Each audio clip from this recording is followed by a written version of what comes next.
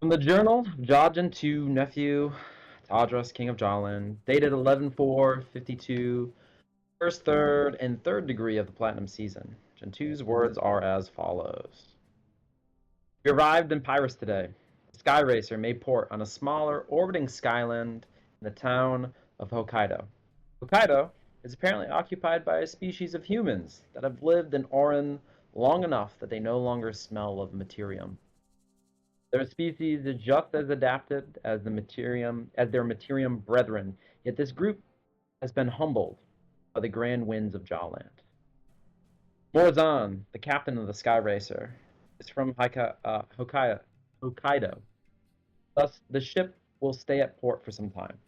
Perhaps if my brothers and I can bind the silver winds, then convince the yokai and all of the Pyrians to join us, then maybe the Sky Racer will be available to escort us to our next destination, as I have grown fond of its crew. But I get ahead of myself. This task is not an easy one. The people of Pyrrhus do not allow outsiders to visit their spring without first proving their merit. Naturally, Jirobi thought it was best to challenge one of the Sword Saints to a duel, prove his skill with a blade. The Sword Saint, a youthful yokai named Ko Ajai, agreed to the duel and fought with nothing but a wooden practice sword. No armor, no enchantments, no sortileges to aid him.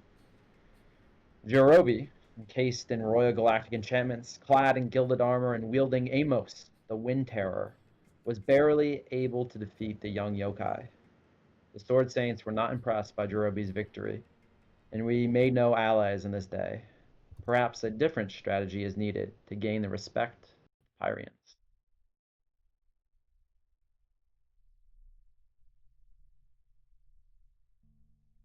And that'll bring us to our recap from last time. Last time, let's see, you guys just made an agreement with Bennett to go and find Shim. Also, you made an agreement with Holly. Holly agreed to give you guys room in the Ease and Breeze if you're able to save her son. Pinnit, on the other hand, agreed to give you some hunting equipment to go and take and slay the dandelion, the creature that has been plaguing the town of Selkirk for the last few days. You also got a tip that a engineer, a Volt Genasi engineer that lived nearby by the name of Piker Nor, might have some equipment for you guys to use to help out Tinnit with his totem carving that he needs to complete for the ritual of effervescence that will be taking place in 3 days. You guys went, found Piker. She told you all about the science behind her creation, both the radiometer, which was a device used to measure the dimming of the light here in Jaland. Also the Picto Obscura, a strange box that is able to apparently record the light being emitted from an object from a specific location. She agreed to let you borrow the Picto Obscura if you were to use it on the effervescence in a few days. You took the equipment from both of these individuals and headed out into the northern forest. You've learned that nobody's really been on the road as of late because of this dandelion, the danger that it poses. You were able to track down the dandelion by the quarry of the kings. You did battle with the dandelion and have bloodied it, and it has just momentarily retreated. The party has kind of been figuring out what to kind of do next. And I will bring us to the dandelion screen. This is where we are. You guys are over here. Dandelion has retreated all the way to this side over here. And one notable thing that I added to the map, you guys would have been able to see this when you're peering down into this quarry. And this quarry is really large, maybe 400 feet across to the other side, maybe 400 feet down. but there are a number of giant statues that you would have easily observed, more than 4 of them, by the way. You certainly would have been able to see when you first arrived here. Maybe a little bit more focused on the dandelion that you noticed, but you did see that there are about 13 statues. One of them about 150 feet tall. 5 of them are about 100 feet tall. 2 of them are about 50 feet tall, and then 5 of them are 25 feet tall. So these are quite impressive statues that kind of line the bottom wall of this quarry. Hence the name, the Quarry of the Kings. It's long been overgrown. There's moss. There's smaller trees, and the water kind of flows and fills the base of this quarry, and then flows deep underground into this cave that you saw the dandelion emerge from when you first arrived here. Dandelion has retreated, and that is up to you guys to decide what to do. We are technically, I guess, still in combat. So I guess we'll start with Telemachus, unless you guys want to have a quick moment to discuss. We'll get back to combat if we want to pursuing the dandelion. Go ahead. I think a moment to discuss would be great. Yeah, go ahead. Because notably, is anyone really hurt? We saw that the dandelion couldn't roar. Similar to afflictions of other people having their senses scrambled. And knowing that there's a curse that could be at play, we were just thinking, what if there's a curse affecting the stream we came from that's filtering down into here, the dandelion's den, that could maybe drinking could have been affected. I know I had asked Moritaba what do curses look like, and he didn't know, but we think there's something back from where we came from that could potentially, I don't know how instantaneous it would be, but rid the dandelion of its curse. Or at least... Just to clarify on what curses look like, I think Moritaba didn't know because I think the little bit of information he knew is that they can look like almost anything. There's no... Yep. There's the way that like rats and storm clouds are pretty identifiable. Curses are pretty case by case. Yes. Yeah, I mean, I would just look at you guys and say, do we want to go to the stream then? I'm not ready to... we could go in the cave itself, but I don't know which would provide better answers. We must decide quickly, for it has taken its flight away from us. I think we brought enough wounds to it that we forced it to reevaluate its choices. And as you say that, you see it kind of licking its wounds with its paw, or a wound on its paw, maybe a spear strike that it received. But it is still eyeing you guys. I hadn't thought anything of it at first, but now that I think about it, the tree we passed seemed to be like swaying in the breeze stronger than the winds actually were. I don't know why, it didn't really ping me, but I think back the way we came, there's that tree and it's behaving strangely. I don't know if that could be tied into this. Well, let us not waste any time. Let's retreat for now. We can always come back. Hasty retreat. Retreating the way you came. Mm-hmm. We'll go back to this screen, and you guys are kind of emerging and more closer to this like boulder down here.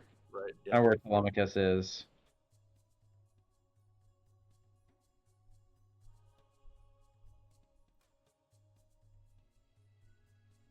And again, this is the river that flows. I think I told you incorrectly last time, but it flows this direction around this kind of island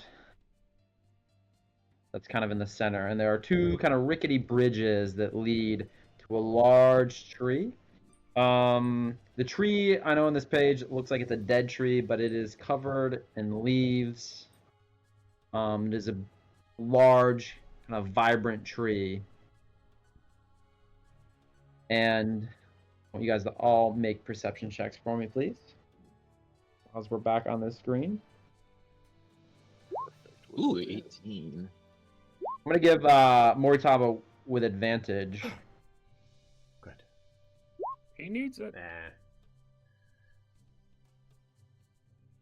All right, So- Moby and Telemachus, you guys are able to notice this strange swaying in the tree. It's not like the tree is caught in a breeze like Moritaba said. It's unnatural. More so that it seems like something's moving about in the tree.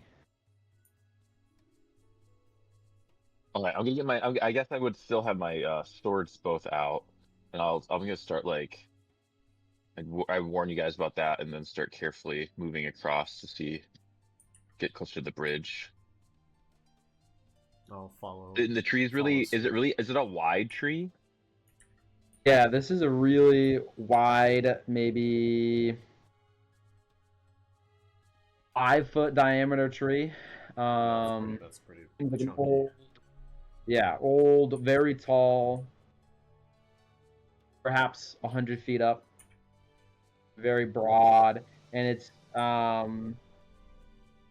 the style of tree that you've seen before that has these really, it's kind of like a willow, like it weeps down, but the Yeah. leaves are not thin like a willow leaves. It's got these large elephant ear style leaves as it bends kind of like in an arch. I'm gonna look down to my Curse Crusher's Crucible, and it's currently set to the Bubble Flame setting. And I know the more offensive setting is able to affect curses maybe more effectively. So I'm interested in rotating the bottom segment of it. And if that stone grinds, does it just switch over to the true turn it. flame? Yeah, and the flame sputters out, but lights anew again, and this time you see a true flame. Yes, fire this time, burning inside your crucible. No longer have that like defensive healing sensation, but you do feel bolstered and more powerful as you hold it. Perfect. Does someone else have the telescope, or did I get the telescope back? I think I I don't have was it. interacting with you at the time, and I definitely relinquished it at the end of that interaction. I will go into one of my pockets, my metal pockets. I'll take out the telescope and I will start. I want to start trying to fidget with it to see, because if I remember, there was some weird way that the telescope had responded to like living things that I was able to see, if I remember correctly. And I want to just try and do a quick scan of the tree tops, or like just into the tree. As you and just like which setting are you on? I don't remember, like Five. whichever one, if I remember correct, was there like a heat signature one? Yeah, you turn it to that setting, but it clicks back immediately. Oh, As you it ran recall, out of charges. One of them was, yeah, we've expended the charge. We haven't rested since Oh. we used some of its functionality. Sam, is there a name for this item in D&D Beyond right now, or no? nope, you guys haven't identified it yet. Got it. I say we just throw something at it. I will just use the telescope as just a regular old telescope to look up into the tree and see if I can spot anything of this movement. Perception check with investigation with advantage, please. Oh. -1. I feel so weird. So Yeah, it's you're able 20. to kind of pinpoint where this movement is with the telescope, but all you're getting is like a real nice view of these leaves. The canopy of this tree is just too dense. You're definitely gonna have to move closer in order to see this further. Can I ask a real question about 2024? If I have my swords in my pockets or on my belt or whatever, because I'm holding a bow, there's no object interaction anymore for drawing weapons as part of the attack, right? I think there are Isn't that some object interactions still, but I know you can draw the weapon as part of the attack you make with it. So Okay. but yeah, I don't know what. You can either equip or unequip one weapon when you make an attack as part of the attack action. So you can't stow the bow and draw. Maybe you could just drop the bow and then draw, but Okay, sounds good. I'm game to get closer. Is anyone else? yeah, I'll lead the way with you. Approach cautiously. Jay, to my side. AJ gets to your side. I'll move him in just a second. All right, where are you guys at? Sorry, I was on a different map for a second.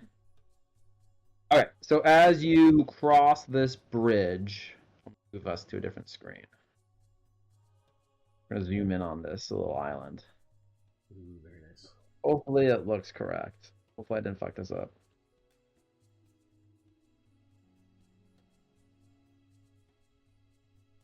Oh shit, you got it.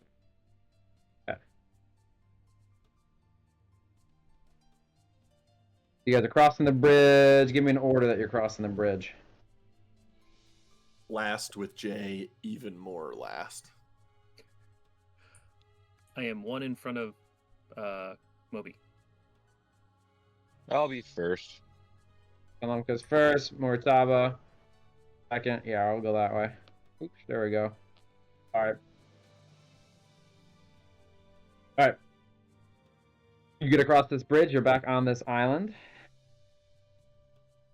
Are there any rocks over here? Yeah, when you go forward, it's kind of like a 5-foot kind of cliff or scramble to get up to the next kind of layer there. I just want to grab a rock and I want to throw it at that tree over here. And just see if I can smoke the tree with the rock. Make a noise. Alright, well, now that you're noticing that does seem like a naked, kind of dead tree. Picking up on the ground. And you're standing right next to one, also. Okay, can I check out the tree I'm next to? Yeah. What's it looking like? Like a nature Abnormally check. dead? Okay, okay. Abnormally +3. dead. Ooh, I rolled a little 3, so it's 6 in total. You're never seen a Telemachus failed tree. forward. What? I said Telemachus failed forward. You've never seen a tree that looks like this before. It doesn't really look like its bark is just off. There's something strange about it. The structure of it makes sense, right? You've got a trunk, got branches that fork off into smaller branches. The bark seems odd. It seems like Here, Telemachus. Can I stab the tree? I was about to do that too. Yeah. I want to take my Like, I was short just sword walking from my along, we go like, side and we just attacked this tree for no reason. Did you say something, Telemachus, to the group? I don't know what Toby's doing, or Moby. Sorry, Jesus. I don't know, like Moby Tama. Moby Rob. Moritaba What's your comes name? up beside you and gets his short sword out and is ready to like make a simple cut in the tree. Not necessarily a full hack, but just like gonna try and score the bark with a short sword. Oh, I take my short sword and I stab it in.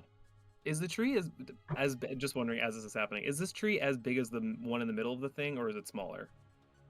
No, yeah, it's as big as that. It's big. Okay, It's a big like tree. 5 foot diameter. Okay, gotcha. Yeah. What is it? 2 pi r. I'm looking at Jay as you guys approach and are maybe going to aggress the trees in some way. I'm looking at Jay and just trying to read body language, hesitation in him, see if there's any knowledge he's holding that gives me any insight into whether or not this is a good idea. He's gonna shrug at you, but your intuition is in the right direction. You do have this like anxious feeling that you've had before when you're near this tree. Once you've crossed over to this bridge, you just have like, oh, I just got a bad feeling about this situation. You know what I mean? It's hard to like pinpoint like what else you should do. What, it doesn't seem like they're doing anything wrong. Sure, go investigate that route. Just the scenario, the situation just seems off to you. there's something in the back of your mind just like calling out to you that is, or maybe you feel it in your gut. I'm not sure how Moby's kind of instincts work. Maybe you should tell us how it Yeah, feels to you. so I'm also curious before I flavor that. Coakley, when you sensed a pending storm cloud, did you announce to the rest of us that I'm feeling this sensation that's warning me of something? Did you give us any indication that you were feeling some sort of sensory way? I definitely did. I don't remember how much detail. I know I like above the table said like it feels like what a robot feeling nauseous would feel like. That's right. I think I may have announced something to that effect of like a gut instinct. I think because I think I did like give like a weird little gut instinct speech.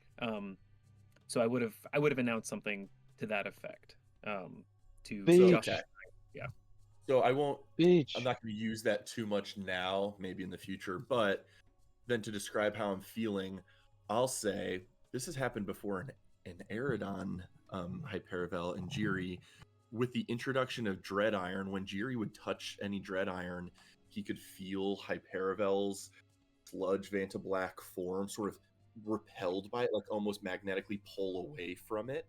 And I'll say that probably at the time thought that was just Dread Iron specific, but in this context, in this world, in this environment, as I move, I almost feel my mage armor, this almost Vanta Black form of magical armor, start to ripple and almost start to like peel back. Not enough to harm its protection, but like I can feel my very essence like shifting in response to some cursed energy ahead.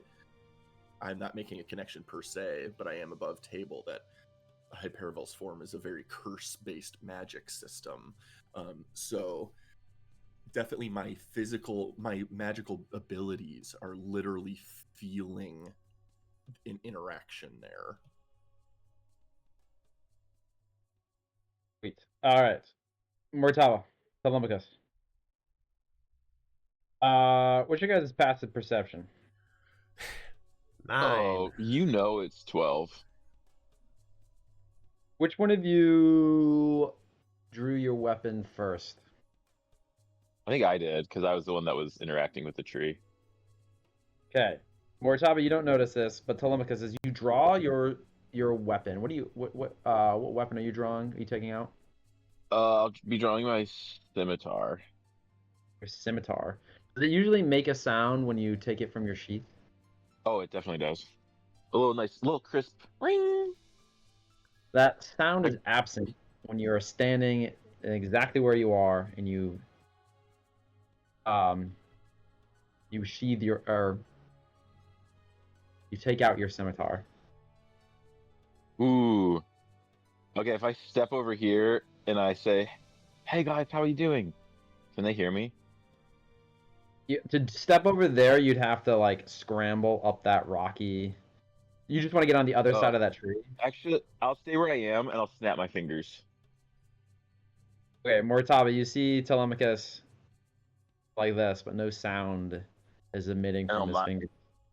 I'll mime my ear at you guys. Interesting. You guys don't hear anything from Telemachus. Oh, I want to step away from the tree and go over here. Can you hear me now? They hear you. Interesting. Ooh.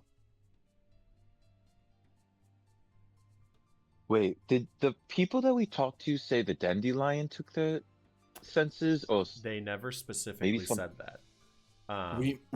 I'll sort of start creeping up toward you guys now, telling Jay to stay back, but we made the connection. It must have been from their encounter with the dandelion. But seeing the dandelion roarless, I think we're on the right track. The curse has been ridding people of senses and even disrupting sensory phenomena near certain locations. Check the other trees. Surround the larger one. We need to know what we're working with here. Whether each of those dead trees in the horizon are the same or some other affect. what that also means is we don't know what's inside the tree. It could be a very loud thing. Did you stab it? Don't have. Did you I didn't stab actually. the tree? Did anything come from it? I say, oh, actually, no, I forgot because of the sound thing. And I want to go over and stab this tree as planned, maybe with Moritaba.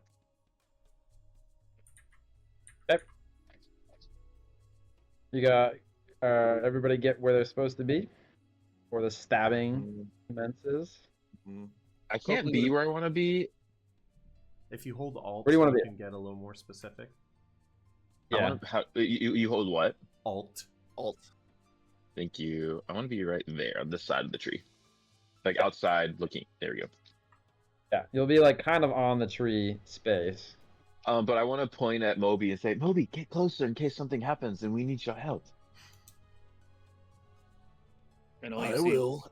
And you I just see swing out my funny- sword and start channeling prismatic light into its black form. I do imagine that Telemachus does that the first time. He goes, and then has Oh. to step away, and then has to step away from the tree. Yeah, true. All right, and then I swing at it. Sorry, can't hear you. The radius we haven't quite figured out. You stabbing? Tree stab. Moritaba, do you want to do it? We should do it at the should we- same time. All right. Can we roll? Both of you make attacks with advantage. Hmm. Oh my god! I rolled a 1 and a 4. 23. Yeah, Nine. that definitely hits. Mine does not. You kind of maybe, I don't know, do you want to say that you whiff? How do you want to miss this tree? Oh, I want Moritaba to like. I like have to move out of the way because his awesome strike, and I don't. It's kind of his fault. Yeah, okay. I'm usually more sure of my feet. What's the damage roll? 6. Piercing. It should be slashing What? for a short sword. I think short swords are piercing. Oh, interesting. I didn't know that. Yeah, you Okay, be do stabbing with that short blade. Gladius style. Yeah, you like Okay, do you get stab. Savage Attacker? Yes, Savage Attacker. I remember you saying this last week, and I was like, yeah, I'm going to continuously forget. The savage attacker, you roll. Roll the weapon's damage twice and use either roll. So I'll use the 6. Yeah, right. Oh, okay. nice. As you try to like push your sword into this tree, you kind of have the sense that like, yeah, like this like piercing style of trying to stab a tree probably isn't the best way to damage tree structure like this. So some of the damage is definitely mitigated, you can already tell.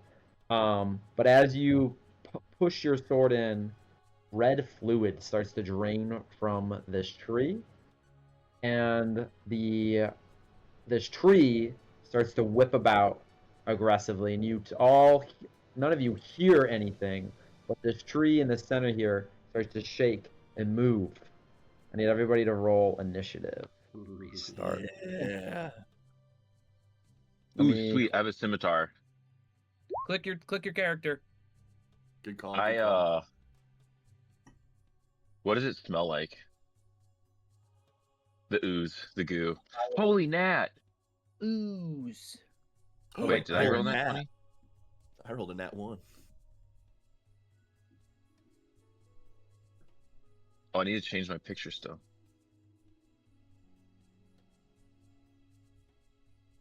Oh, And I've noticed. I don't know where I rolled it twice, but I the should first change one my was picture 23. to the backgroundless PNG like Moritaba and Coakley. all right. Up out of the ground, this tree, its mouth opens wide. I'm gonna show you what it looks like. Whoa. Man. Is that the big one?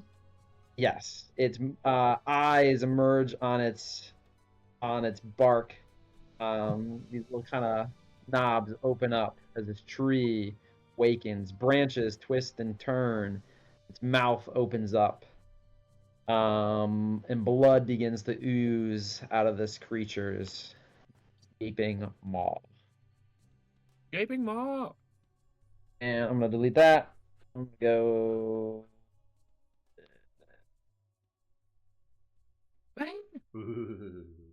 Oh boy. That's what we're gonna use for its little icon. Probably like, no, we'll leave it there. That's a good spot for it. Kind of makes it look like it's coming out of the ground there, but it's kind of more center of this space. Understood.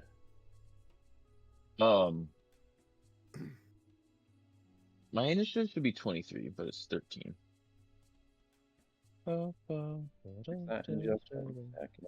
As initiative launches and this creature emerges and we all start tensing up for battle, could I yell a suggestion to the group? Sure. Ooh. Keep in mind, something was running amidst its branches. Not clear whether this is the curse itself or an unseen source.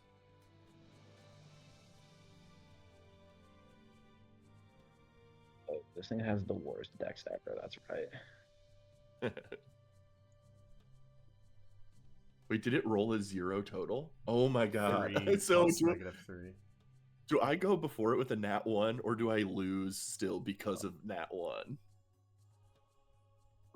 I don't think initiative works like a loss. Like, I know, It's- but I'm just such a proponent of, oh, technically nat 20 on a save doesn't actually save unless you hit the DC. I'm like, nat 20 should be nat 20 and nat 1 should be 1.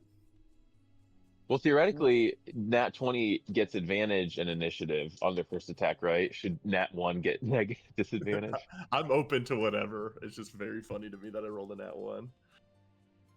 All right, hold on a second. I don't know why it's given it a weird name, but this thing is the Roots.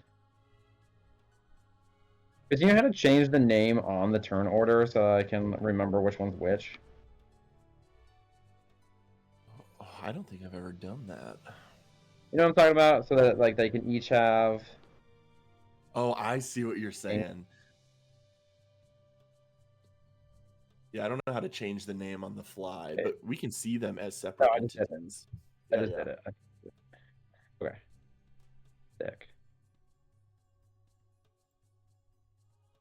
That way, it's a little bit less confusing. Oh, I understand. We got multiple movers.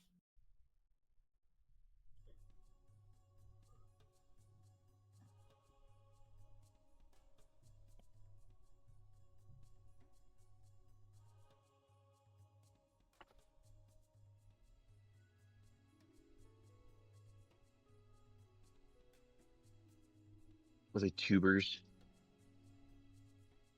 Yeah, Ooh, tubers were Ooh, better name. Call them Roots.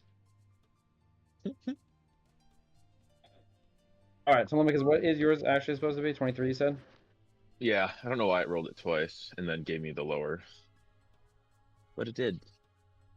Well, you are up first. This evil-looking tree's mouth opens up, its eyes stare at you. The roots that you are standing next to you begin to twist and turn. I want to make. I make a quick. I look at the thing and I look at this and I make a quick thought. And then I'll switch my blades.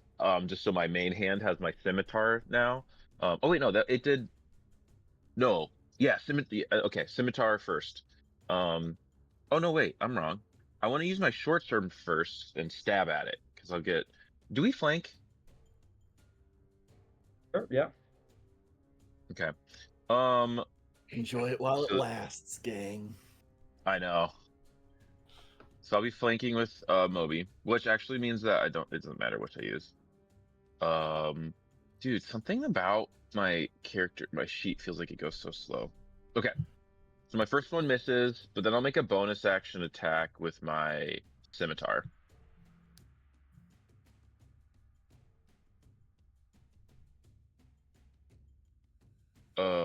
Is that a 20? I'm just seeing a. Oh, Yeah, there it comes in. there you go. Yeah. Nat 20. All right, so this is slashing damage. which I rolled a 6 plus 3, 9. Okay, 9 slashing damage.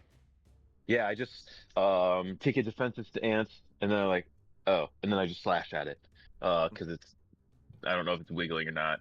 Oh yeah, when I missed with the 8, what did I miss because I rolled an 8 and I missed, or is it like moving around?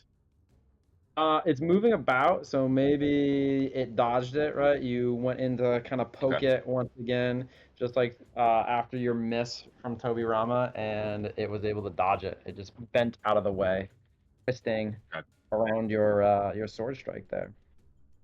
But then my scimitar was slashing damage. Did it feel effective? Yes, and you did 9 damage. Sweet. Good, got it.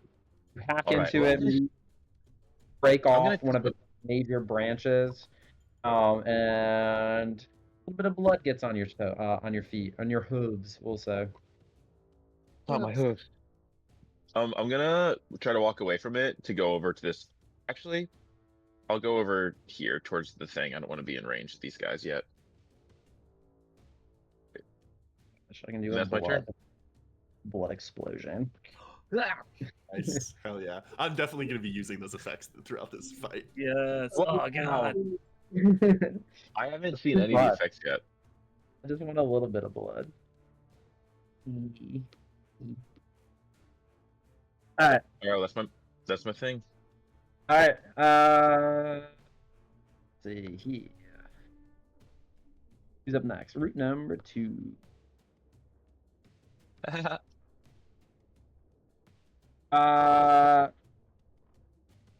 Route number 2 goes underground and disappears. Scary.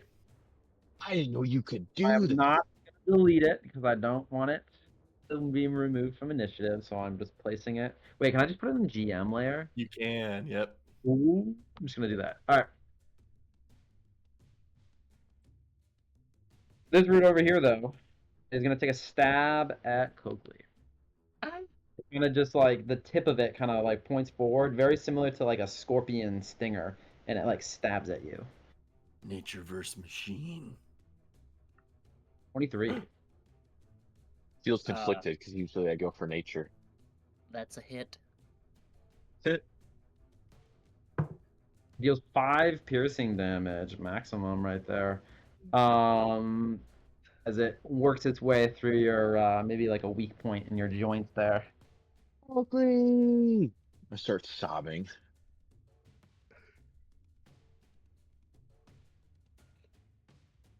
That's it. Moritaba, you're up. Awesome. Seeing, I've got short sword in one hand, Tempestus spear in the other. Seeing that my piercing doesn't seem to be too effective against it, as I go to make my spear attack, I will unequip my short sword so that I can two-hand a spear attack. But this time I'm channeling the magic of the wind into my attack for a true strike, a silver lunge. One higher than this, because I'm going to do the +1 to attack roll, not +1 to damage. So 13 to hit. A 13 does hit. So this will be once per turn I can reroll, so let's go ahead and do that. 9 radiant damage.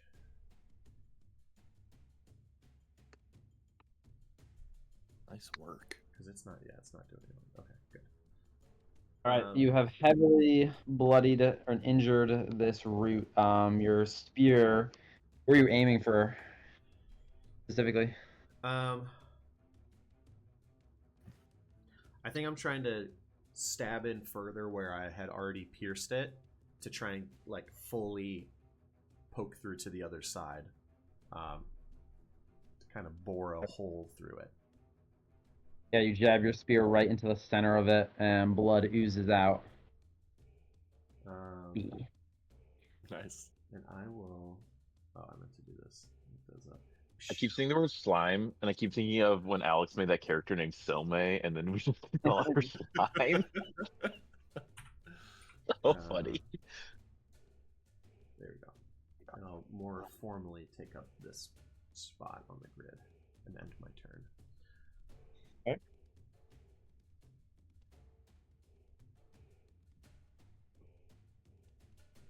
This is the route you guys have been hacking at recently.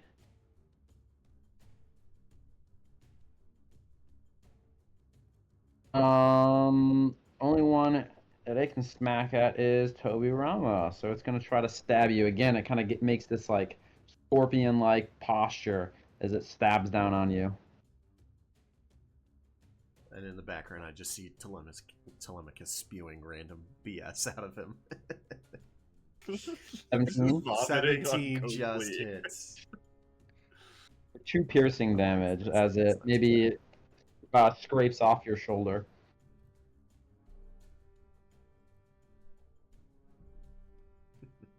Oakley, you're up.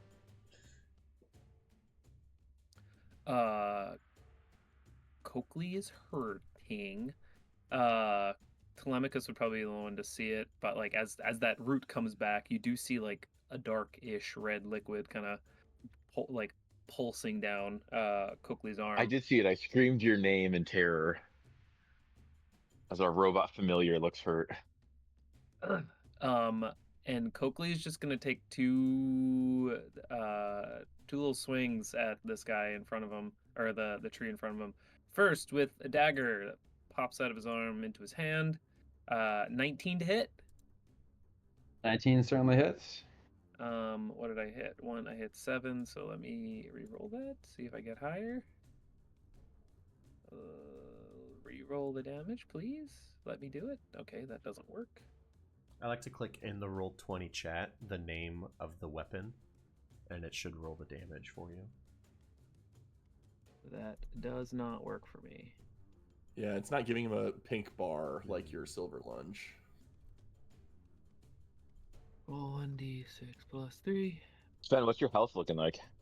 7 piercing, 5 HP. All right, again, the piercing does not do quite so good against this root as you try to stab into it. Seems to be resilient to that method of physical attack. I will stow that dagger and make for a roundhouse elbow to what I'm hoping is a weak point on that tree. Unarmed strike bonus action. Why? There we go. 16 to hit. Ooh. 15 hits. And 9 bludgeoning. I will not re-roll that. As you punch it in the side, you feel a satisfying hit as your knuckles drive deep. It feels like hitting I don't know, a bag of water as you smack it, and blood spews out from its side. Maybe from that little hole that you like poked in, then you punch in the side and it like squirts out. I popped a tree pimple. Yeah, that's Oh. And I will. Can I squeeze past this tree root thing to the bottom left? Yeah, you can. Okay. 1, 2, 3, 4. I'll just get down to like here, Yeah, out of it's its gonna- range, hopefully. It's gonna smack at you as you're leaving, though. Ah. I don't know why I thought the reaction was already taken. 8 does not 8. hit. Thankfully. It kind of scorpion stings at you, but you get out of the way just in time. Okay, someone needs to take these privileges away from Michael Jacoby. But I get to click buttons. God. End of my turn. Action bonus, action movement.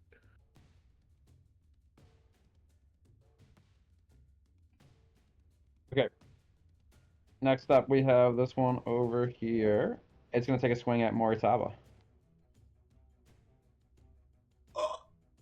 Ooh, for a critical hit. Ruh-roh. For 7 piercing damage. The other one scraped your shoulder. This one gets you right in the back. More than bloodies Moritaba. Where are you at? 3.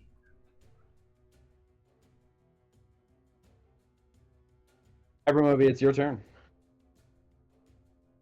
You got second 2 wind. bloodied tree roots Yep. here and here. I will immediately, it has faded in the past time since we left the dandelion, but once again, I will channel my innate sorcery as my steam hair becomes darker, writhing shadows claw their way through my skin and pores like black flames that engulf the body as I go dark Super Saiyan.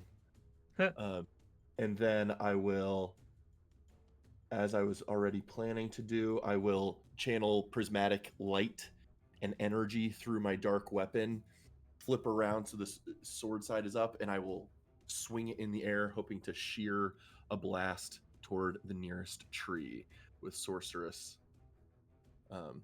slash, which should be at advantage per innate sorcery, unless that's canceled out by my nat 1 on initiative. Your call, DM.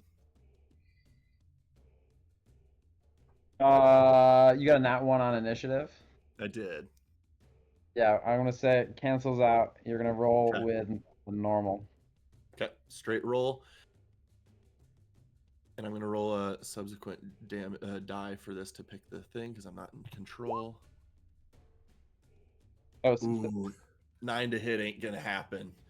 No, a 9 does miss, unfortunately.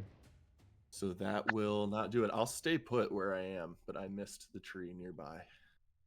Okay. Big beefy tree's turn. It's going to shoot some. It should be a +1 from that due to my Curse Crusher's Crucible. Does 10 hit? 10 does not hit, though. Okay. That mouthful makes me I just love it. Curse Crucible Crusher. Literally. Curse Crusher's Crucible. This thing is going to take 2 slashing leave attacks at one at Hypermoby. 7. 7 will not hit. And it's going to send another one at Telemachus. I have an AC 15. Oh crap! The hits. 2 slashing damage as a leaf, one of these large leaves from one of the branches, comes flying at you, razor leaf style. Yes. Yeah, and cuts your shoulder as it passes by. Ah. Oh wait. And No, then, I deserve an effect for that. This is what it looks like when that razor leaf hits me. Ah. gonna swing its branches around, but it is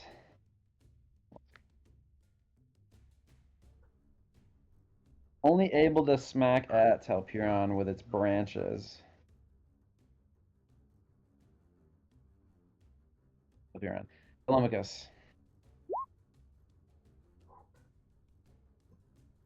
6. I gracefully dodge. Alright, and it gets one last one, and it gets 4 attacks. Wow. Jeez. For 4 bludgeoning damage as you get smacked by one of its tree branches on the side of the head. Yeah, that'll hurt. 4's not too bad for 2d6. Alright, Telemachus, you're up. Which of these tree roots that I've hit looks worse off? Both of the ones near This you, I think, one are really bad. is barely standing. This one's bloody. Okay. I'm gonna go for this one then, because you guys Has are all nothing. over by that one. There's one that is missing. Oh, and this one's had its used its opportunity attack, so Yes. I'm gonna come over here, and I will use my. I'm gonna use my short sword first as my action attack which is a regular roll. +5. I rolled a 12. Ooh, 17 to hit. 17 hits. And that's a d6 +3, so 5 piercing damage. Okay, piercing not gonna really hurt this thing. But because I vexed it with my short sword, I have advantage with my next sword, with my Nice. scimitar, which comes in as my bonus action. You poke a little hole in it. 12 to hit. 12 does hit. Nice. All right, a d6. That's a 4 +3 is 7 slashing. So what you would see here is just Telemachus just looks real adept with these short sword scimitars. He's just like really cohesively using them to like slash and attack both. All right, how do you slay this this tree root? Ooh, I picture. So I put the short sword in, and then I step back, and I feel like it would like slash down like a huge branch, and I just take my scimitar, and I just shear through like when it like part of it had collapsed down, and then I just shear through the rest of it. Kind of tilts and falls down to the ground. That root is dead. Does it look like the Fabulous. tree is suffering any phenomena as that root goes limp? Yes, absolutely. You see it kind of its mouth twists, and you can see that wounding these roots is wounding this creature itself. Okay. Um, I okay. I think I'm far enough away by retreating to this area that I'm outside of its reach, or at least I think I'm as far as my friends were. So I'm gonna end my turn here. Yep. I look at Moby. Moby got the first route down. One. Well done. All right, next up is the root that went underground. Gonna reemerge.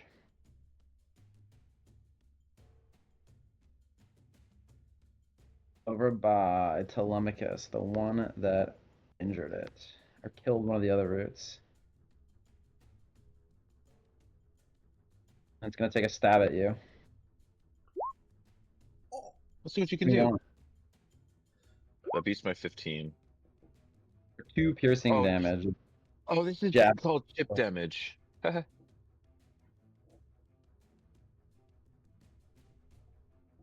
A bunch of little mini holes being pierced into you. Yeah, I'm looking pretty hurt. Next one is dead though, so it's more Tavi's turn. Heck yeah. Okay. These two uninjured. Those two This uninjured. one.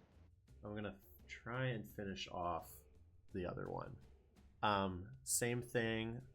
The wind and the tempestuous energy of the spear together are aiding my strike. I'll take a +1 to hit for my spear lunge. Which one are you going after? Damage. This one, and I don't think there's anything 9 I can or do. 10. 10 technically, but Still miss, I yes, don't unfortunately. think there's anything I can do. So I will miss, but then I will get in a defensive stance, and with a little bit of remnant wind magic around me, I will use a second wind to heal up a little for a D10 +1. I think I might have to join you in the second win party soon. Wow, good roll. That got me back to max. Wow. Wow. And I'm not interested in risking an opportunity attack, so I will stay where I am. This one is going to. Oh, wait, no, that one up. Yes, it is. This one is going to go underground, which does provide. Do you ever? Let's see. You're within range, right? Yeah. It does provoke an opportunity attack if you wanted to attack it. I will. On this one, it's not going to be my cantrip attack. It's just going to be my normal spear attack. I'm going to have the +1 be on the damage roll for my spear attack. 16 to hit. 15 hits. And then 8 piercing damage. Okay, how do you kill this root right here?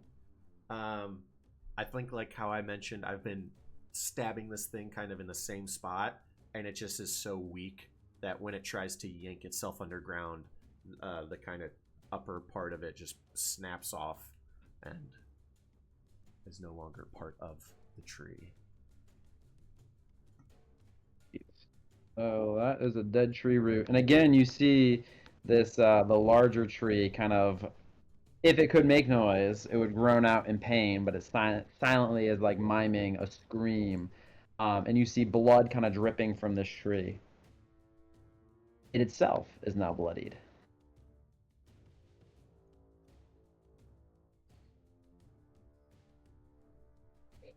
All right, Coakley, you're up.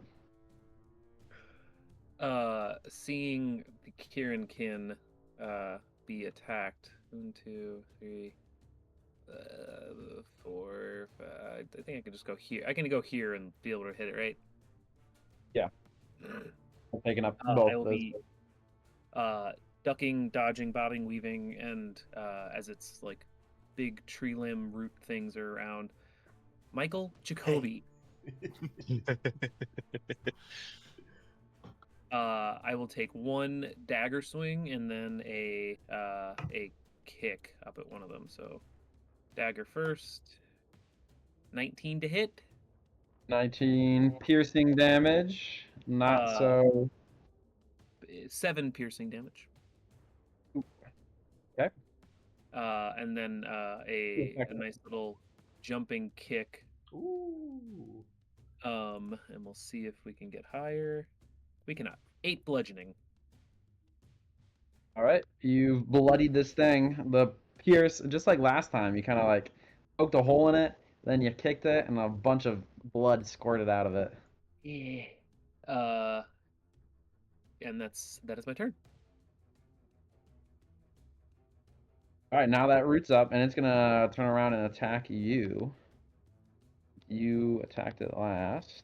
Ooh, and it gets a 5. Oh my god! Thank God. That's a miss. Hypermoby, you are up.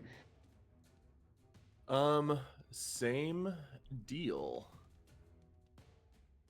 Bonus action was already used, so my innate sorcery is still continuing. So now that I've shaken off my flat-footedness at the start of combat, I will once again channel magic into my sword, swing it through the air, and this prismatic crescent of energy shears through the air toward it.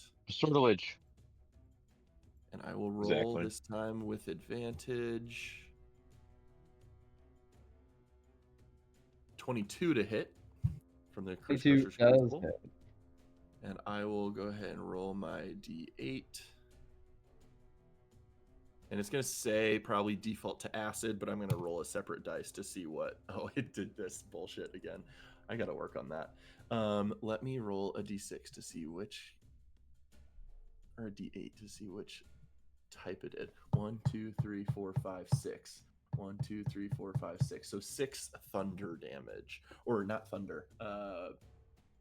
Psychic. 6 psychic damage to the tree there. Psychic damage to the tree. Got it. Which the tree itself? This guy right here. I'm sorry. No, the thing that Coakley was injuring. All right. And otherwise, that'll Psychically, do it for my turn. blood leaks out of it. Yeah, I'll also say that when the psychic energy happens, it's not completely invisible. You'll see this momentary, when this detonation of energy takes place at the source of impact, you see this magenta and blue and green and cyan and amber coloration of lightning stray between the target and my head momentarily. It looks like a momentary neural storm zap. Whoa. That pops for blood. Okay. That'll do it. All right, for my turn. tree's turn. Tree is gonna make 2 attacks. First one at Hypermoby, another leaf attack at you. Okay. 16. 16 will do it. Yes, that'll hit me. For 1 slashing damage. Okay. And then it can't get anywhere with its branches, so it's gonna throw another leaf at Moritaba. 16 is the number. Ha ha ha. Ooh. Yep. Ha ha ha ha. You dodge this leaf that comes flying at you. Well Tell him done. oh no, it's gonna use its first movement. It's gonna rip its roots out of the ground, and it is gonna step 1 foot in this direction, or 5 feet in this Whoa. direction. Towards Moritaba. Wow. 5 foot movement speed. Love it. Because you're up. I real quick take the little vial around my neck and I like just give it a blow and like little obsidian like prismatic dust blows out of it, and then I like take a little swig out of it and I'll second wind. Okay. Boop.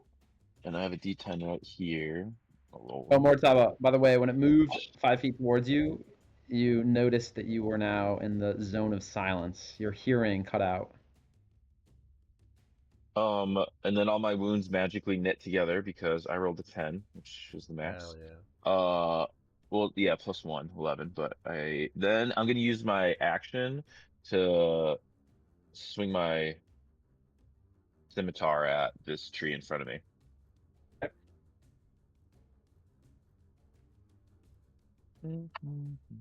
Uh, 23 to hit.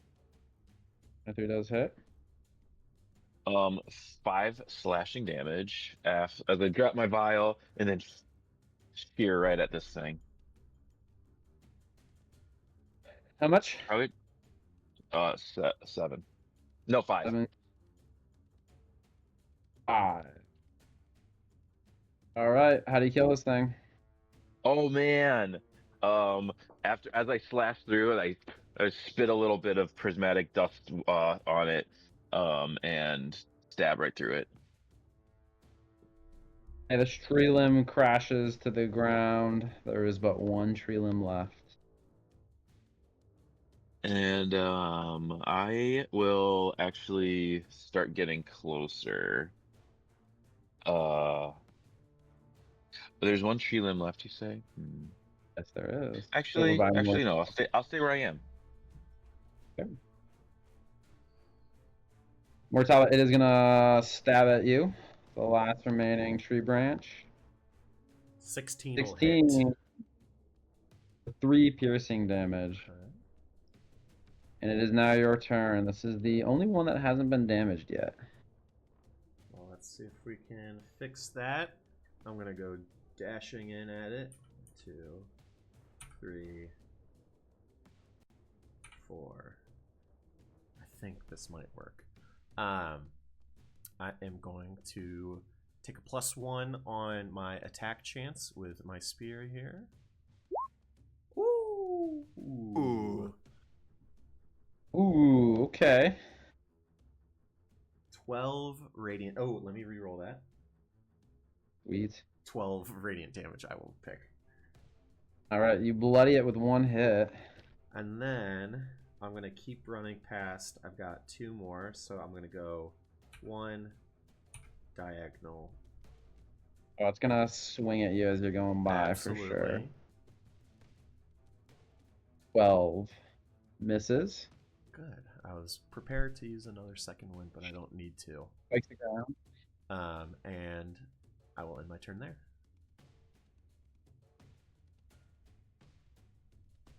That root is dead. Coakley.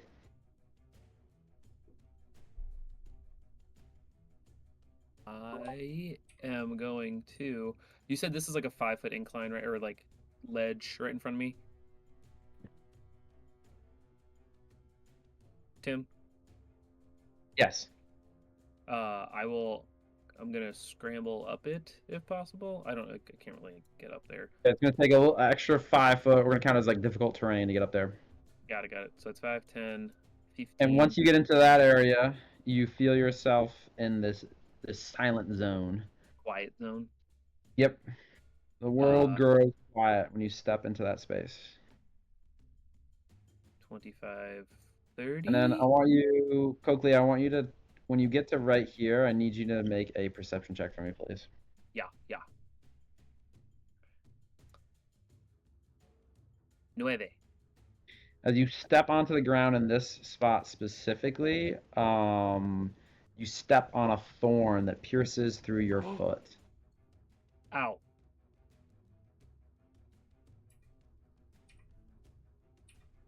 For no damage. No, for definitely some damage.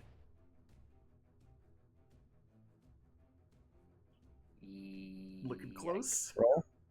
For 2 damage. Yikes.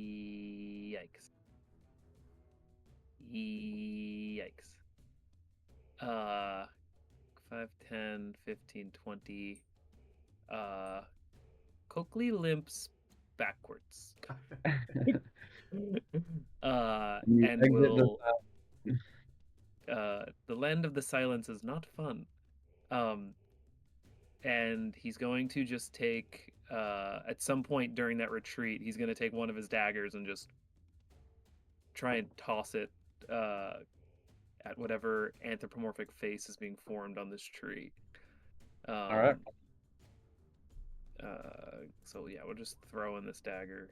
20 to hit. 20 does hit. And 8 piercing. Nice. Your dagger thuds into its. Oh, were you aiming for its face? You said, like, where on its face? Whatever, like the tree knot that would have formed one of its eyes. Yeah, you stab it right in one of its eyes, and it silently like screams in pain.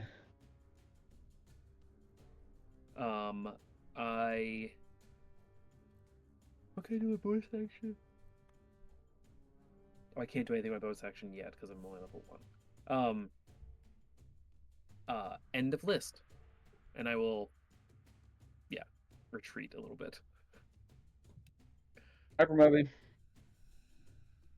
I will cautiously move one step forward, first movement all combat, just to get a better angle on this route that I saw Moritaba damage off in the distance. So once again, channel magic into my sword, flip it around, swing through the air, sorcerer slash at that with advantage. 23 total to hit. 3 hits. And then I'm going to try and roll it like this. 5, and what type of damage?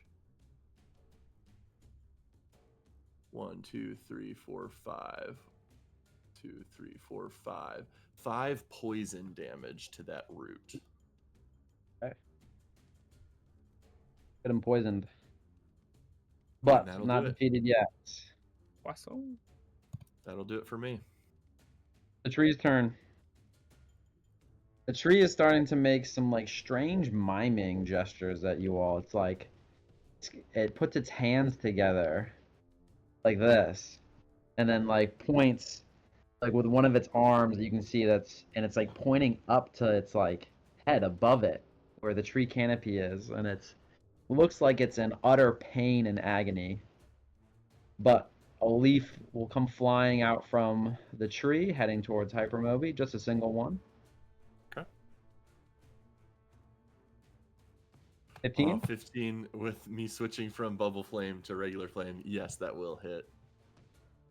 2 slashing damage as a leaf flashes across your thigh, embeds itself in the ground, in the bridge behind you.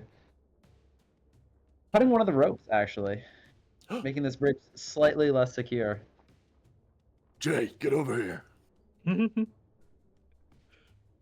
Jay will walk 10 feet to there. All right, Telemachus, you're up. Ooh. Sven, what's your health at? This many. 3. All right. I don't want our robot to die, so I'm going to make my way. I'm gonna make my way over towards my friend here.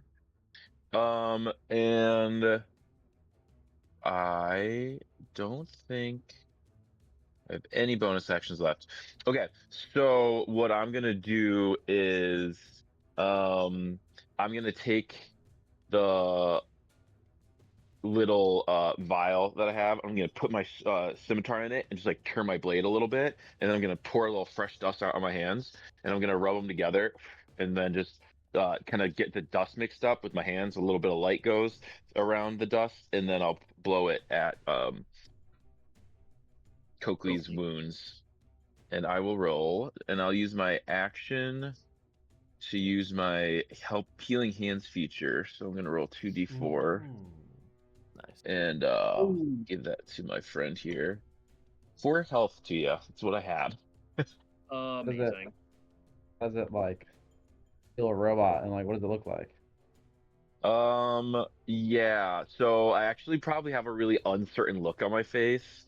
And also like how D&D mechanics resolve healing magic working on a robot. I don't know. But I guess in this case, it looks like the dust that I did put on you. Like, let's say there was like a hole or a gap where the wound was. It goes and it like reknits like a reparo spell, like reknits that area. Oh, I've always imagined it. Like the wires kind of like fuse back together and the metal repairs itself. Yeah, Yeah. exactly. And then Cool. I'm just gonna be here ready to dash at this guy next turn. And I'll give Coakley a little pat on the back, and that's my turn. All right. The root. Not reach anybody, so it is going to go underground and disappear off screen. Or top of your turn.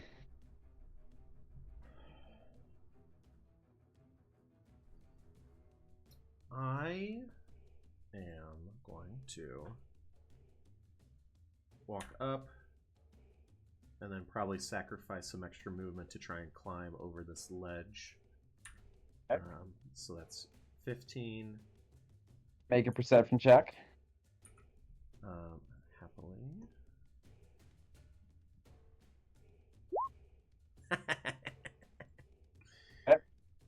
Similar thing. Coakley, you probably didn't hear Coakley say anything about it because Coakley was in the zone of silence. But as you step down on that space, your foot is punctured by a defensively placed root that is razor sharp sticking up out of the ground. Ooh. You take 4 damage. Ooh. However, you can rethink your movement at this point. Do I think I could avoid stepping on more of them in any meaningful way? Because Because I'm It's interested really in hard. getting closer. You'd have to investigate the ground further. I gave you a free kind of perception check just to notice it. But if you wanted to like be able to pinpoint your steps, you'd have to take some time looking in order to see where to go. Otherwise, you're gonna have to blindly step and potentially step on other routes. Can you just jump? I went 1, 2, 3. I'm gonna try and spend the last bit of my movement to go up the last ledge. As you step there, you take another Okay, stab right in the foot. I should be fine. 1 All right, piercing damage. I would Hit your big like toe. to use my other second wind. Not as good, but that's all right. And then I'd like to try and spend my action looking inside the tree's canopy. Like, what is it gesturing at? Okay. Because it is guiding you on this, I will give you advantage in your choice of investigation or perception. Investigation, please. Nice. Okay. As you peer up into the tree branches, you see 2 things. One is this little fellow right here. Oh. It is a young little Ashgenacy. Oh shit! It's what's his face? Shem. No. Finn. Jim. No. Yeah, Shim? Shim. Potentially Shim. However, right behind Shim and holding Shim, one arm around his waist, dangling him from a branch, one arm masking, covering his mouth. It's a creature in the tree branches that looks like this. Whoa! Oh no, thank you. Oh no, he's It's like puffy No, legions no. on its arms are like eyeballs that peer at you. And right now it's got its hand like covering his mouth in a position that seems pretty threatening. I'm gonna have you also make an insight check real quick to the thing's body language. Yeah, it's definitely, at least you can tell, the only thing you can get from this is that it's threatening to kill Shim right now, is what you get from it. No indication as to what it wants or what it's potentially doing, but that's what you see. Does it have a turn in initiative or not yet? No, it does not currently. I'm not going to be able to shout to the group.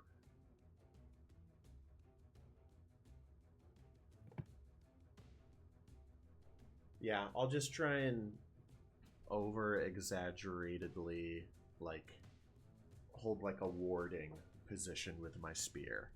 Not like pointing the point at him, but like still like being very defensive. And that'll be my turn. Okay. Coakley, your turn. Can I like? And I'm staring straight at this monkey thing. Straight up at the thing. Yeah, it's How staring back. How high up is it in the branches? 30 feet, 60 feet, 100 feet? Maybe halfway up the tree, 40, 50 feet up. Pretty tall tree. Quite a fall. A little shim there, but I think more threatening is the fact that it's got its entire clawed hands around around Shim's mouth and face and neck area. And it's kind of like swapping its every once in a while it puts its hand over its own mouth and then goes back to Shim and then covers its own mouth and then goes back to Shim. It's convulsively trying to cover its own mouth. Interesting. That's a cursed monkey. That's a chunky. That's a monkey. You need to figure out what it is you do. That's what you tell Coakley, huh? I don't even know.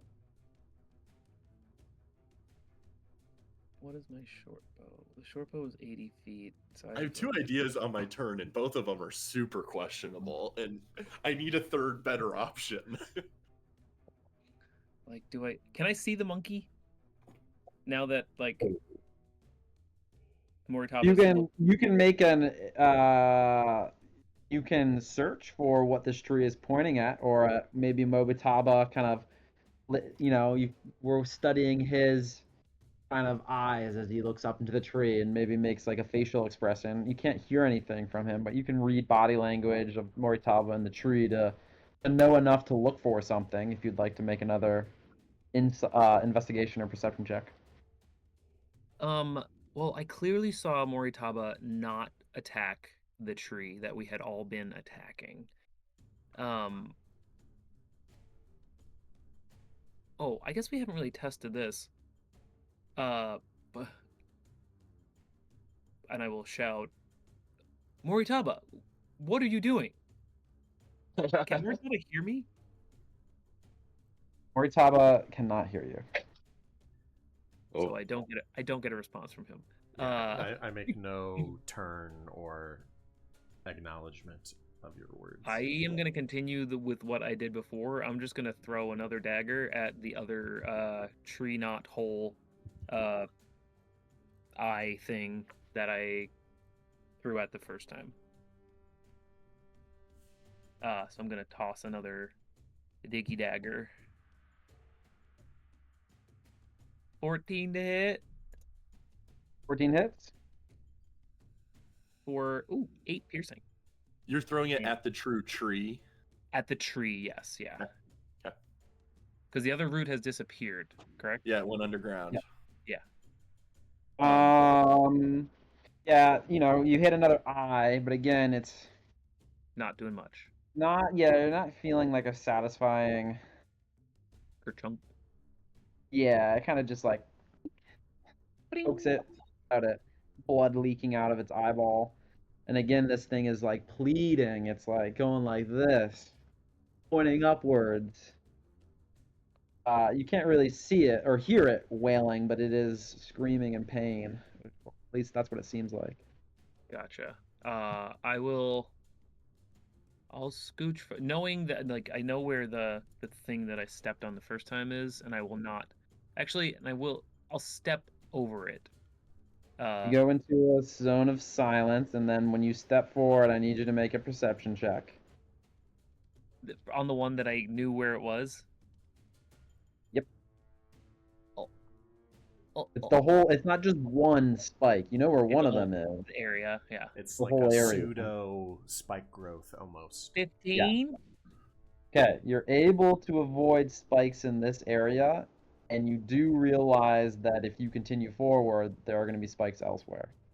I will stop where I am right now and not do a full action for it, but I will start like now acknowledging the gesturing of the tree starting to look up. Okay. Anything else? End of turn. Moby. Was a Please third don't get option revealed to you? It was, but please don't kill Shim. Please don't kill Shim. Please don't kill Shim. I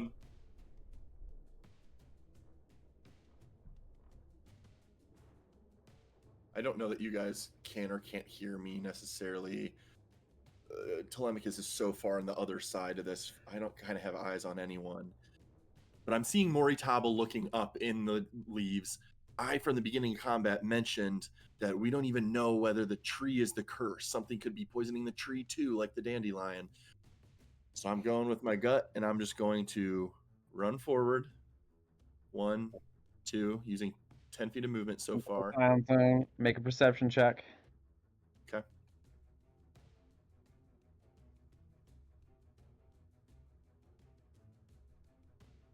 Nat 20. Ooh. The nat 20, I will allow you to complete your movement turn without stepping on any thorns. Typically, if you are Very successful, nice. you get 1 space of free movement through the thorns, but with a nat 20, I'll say that Hypermoby is really able to spot a nice clear path through the thorns. He's seen his friends kind of step on them and maybe yelp, and, well, wouldn't hear them yelp, but you'd see them kind of like jump up as they're stepping on thorns. Okay. I see them, so I know I'm not going to climb this situation, even if I thought I could avoid them. That was never part of the plan. So as I'm getting close to this sort of cliff face hill front, I just jump upwards and then use my bonus action to Cloud's Jaunt. My entire body changes into dark steam and then translucent white steam that then, just like a Death Eater, shifts upward toward the tree, trying to latch onto as high in the tree as my 30-foot diagonal movement would get me, hoping to climb the rest from this side. Okay, so how much movement have you used already? Let's see. 10 feet so far. 5, and then 15, right? I'm not moving anywhere from this spot, right? I didn't escalate. I didn't climb through the thing. Are you trying to climb when you get to the tree? Sorry, maybe I misheard you. No, I'm literally running from here to here, and then Okay. essentially 50 misty feet of stepping. movement. And then you're misty stepping, teleporting 30 feet up into the tree branches. Okay. Yeah. You are probably 20 feet below this creature. And it's not quite like So do I necessarily get eyes on the creature now that I've kind of grabbed onto the branches from this Yeah, side? passive perception wise, I'll let you see it since you're up in the tree branches. You've like you're in the canopy itself, Okay. right? Because most of the leaves are on the outside of it. Obirama had a pretty good view, and so when you're up in it, you can definitely see this creature without needing to make a check. Okay. I Um, see Shim if holding we it, were to and I'm think going to about, change. sorry, go ahead. I was just going to say, I see it holding Shim, which I Yes. wasn't prepared on. So now I'm going to change my intended action to take the stealth action and stealthily continue climbing this tree. I should have it with 15 of my movement wasted. As a giant or Goliath, I have 35, so I should have 20 feet left of movement, knowing that 10 of that is available with climbing half movement, but going more slowly than that to stealth might be even half that movement. So I'm just hoping Yeah. to ascend quietly, with my action being trying to hide from the creature. Alright, if you're going slow, I won't make you make a check for climbing the tree. I'm just going to make you make a stealth check. Okay. This creature is looking down at Moritaba right now, so Moritaba's doing a good job of kind of distracting it. Yeah, I'm realizing that in this Distracting moment. it. Yeah, you're seeing it kind of from a side profile view. You're seeing Shim dangling over the edge. This thing is kind of shifting what hand it's holding Shim with to try to cover its mouth, cover Shim's mouth all at the same time.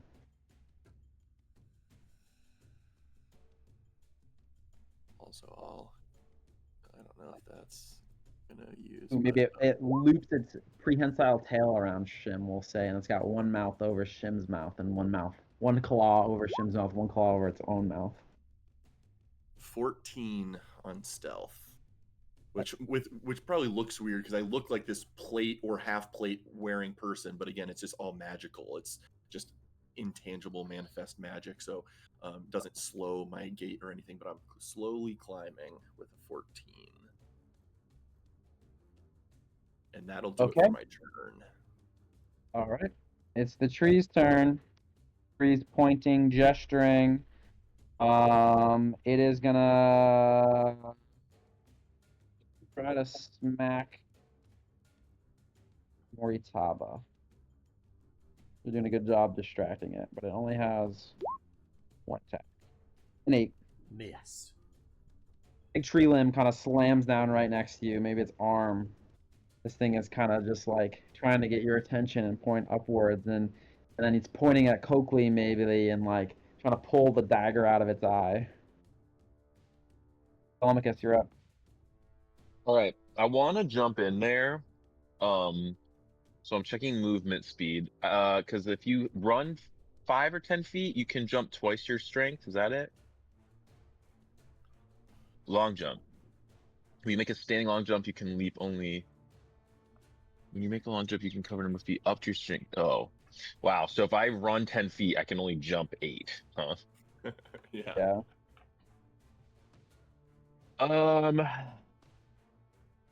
All right. I guess I'll just try to perceive it. Well, I mean, I can jump 4 feet, right? That's not gonna do much, is it? All right. I want to start trying to get up. Well, okay. I'm gonna move in. Okay. Oh, And I'll try. make myself onto the tree, kind of. So I'm up in its. Do I make a shit. perception check? You're in the silent area. No, you don't make a perception check yet. Okay. You do notice you're silenced now. Oh, okay. Actually, could I like be running that 5 feet and then run an additional 5 feet to then jump 8 feet and land at the base of the tree? It's there. You gotta scramble up over that rock wall. So it's gonna cost you an additional 5 feet of movement. Okay, that's fine. You move 15 here, and then you're gonna make a perception check. Okay. 4. Okay. You are gonna take some thorn damage. Specifically 2 thorn damage. Okay. If that doesn't slow me, can I still do my 8-foot jump? Sure. Where do you want to jump to? The tree. Yoink. Yeah, you can get to the base of the tree. As you land, you are also going to land in a spike growth area. Taking an additional 3 damage. No sweat. 3 damage. All right. Yep. So You're at the I'm now base of the looking up at this tree. monkey. Well, you're right next to Moritaba, and you Mhm. look upward. We'll give you a perception check with advantage. You're still quite far beneath it. 21. Okay. You see what Moritaba sees. A little bit different than what Hypermoby sees. Hypermoby's kind of got a side view of it, but you guys are looking down on this monkey who's dangling Shim from its tail. It's got a clawed hand around its mouth. And it's looking angry, obviously. I'm gonna let you make an insight check as well. Yeah, Like that's I what I'm had. kind of wondering. I'm trying to figure out what it looks. Hypermoby, you can also make one too. I'm gonna have you guys both make it. Yeah. Hell yeah. 11. 3. Yeah, same as Moritaba. You're kind of this miming game that it's playing with you guys is tough to kind of understand. Nobody can hear anything. I'm also trying to keep out of line of sight.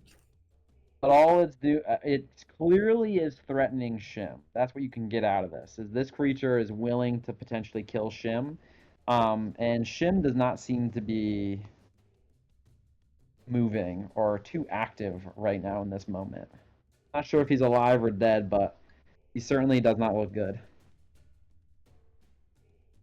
Okay. Can I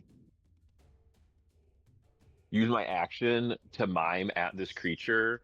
And I want to try like to show him like I want to go like point at Shim and do dead. And I look at him. I go like, if you kill Shim, we're gonna kill you. Is what I'm trying to mime to him. And make a it's charisma. All right. Charisma or They're all the persuasion. same. Yeah, if they're all Yeah. the same, then just make a I'm thinking of it charisma. like a performance essentially, actually, but Yeah. it's all the same. It's all -1. Oh, good. 2 to 1. To 1. Okay. So I do. That's my turn. It points at you, and then it points far away, and then it looks at you, and then it mimes like slashing his face off. So we should run away, or else he's gonna kill Shim. Is how I take that. All right, that's my turn. Next up is the root that emerges from the ground right in between Coakley and Moritaba and Telemachus. Oh, Oh, how long have you been there? Then I open the chips and salsa if you want some. Huh? Chips and salsa are on the counter if you want some. Make a stab at Moritaba. How are you doing, Moritaba? 60%. 10. Bloody. Oh, 10 is not bad. Not good. Not bad. Miss. Yes.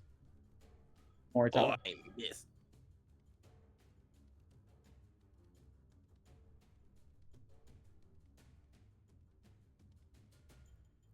Shem is being held hostage.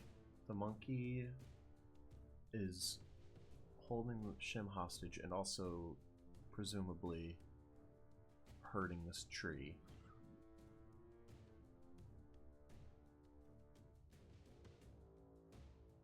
I was gonna attack it, but then I tried my little performance thing. Yeah. But I think you can kiss. I mean, you do you, buddy.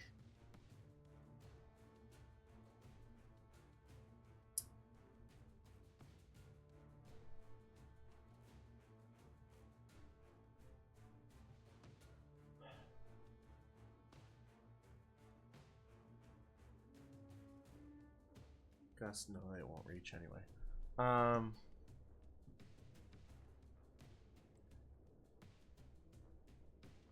This thing is going to keep attacking us, and we can't sit here letting it do that while we try and figure this out. So I'm going to go after this final route. I will take a +1 on my attack roll with my spear against it. 14. I'm nervous what's going to happen to the tree. I know. Not that this is a bad call. I think it's the only call you can make, but Hyperavel will see you going for it and just... Oh, we'll see. 13 hits. 14 hits, okay. 14, yep, 14 also. Or we'll do 8 radiant damage to the root. This thing had 17, so that will be enough to kill it. They killed, that's the root.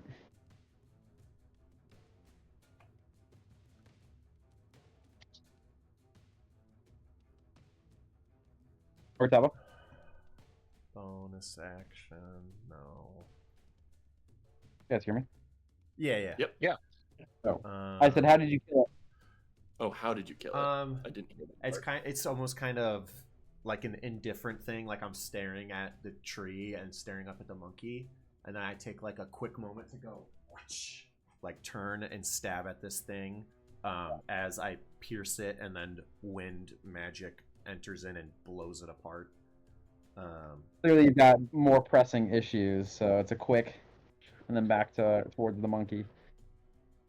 Sweet. As you slay this last root, you see all the eyes on the tree begin to shut, and it kind of like slowly begins to lumber and grow still. The arms kind of drop down to the ground, and almost in a like a look of like kind of relief, the tree's mouth kind of just droops and blood stops flowing from it. This tree has been slain. However, and the roots around you guys also shrivel, but the aura of silence remains. I was wondering about the silence. Yes, the silence Moritaba, remains. Tree Slayer.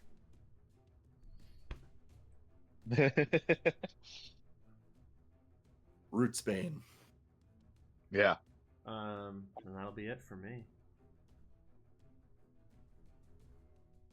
Okay, Coakley, you see roots kind of wither around you, kind of indicating that the coast is clear for you to move forward. The tree itself has stopped moving. The branches, the leaves, nothing seemingly moving except for one tiny little area up in the tree is kind of bouncing up and down.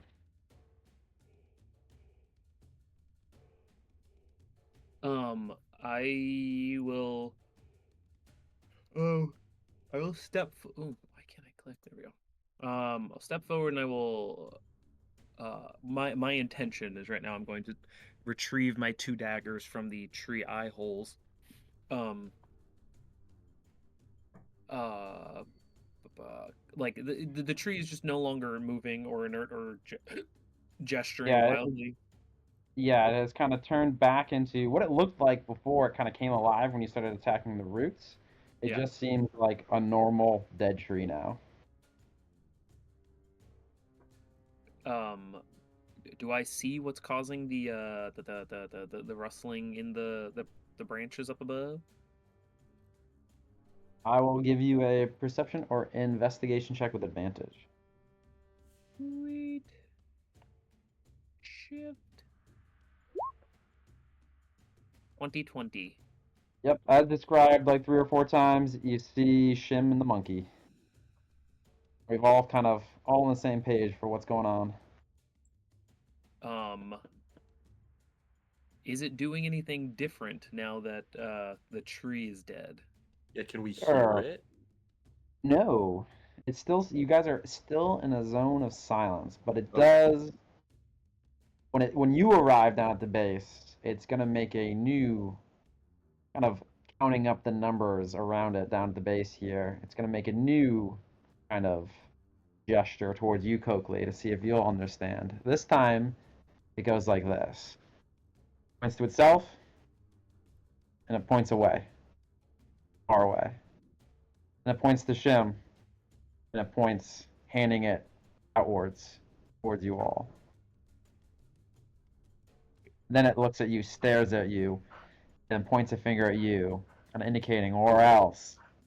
And then it draws a thin line across Shim's throat, and you see a trickle of blood start to drip down its nail. Told you to think we care about this guy. Can't hear you. We're in a zone of silence. But I can think it, right? Wish I had one of those at home. And we're kind of like out of combat here, so this might be a good place to like take a bio break and then kind of recollect and think about how we want to go through with figuring this out. Since combat is kind of at a close here, or at least initiative wise. Very cool. Hell yeah. Wanna go with that, everybody? Quick break.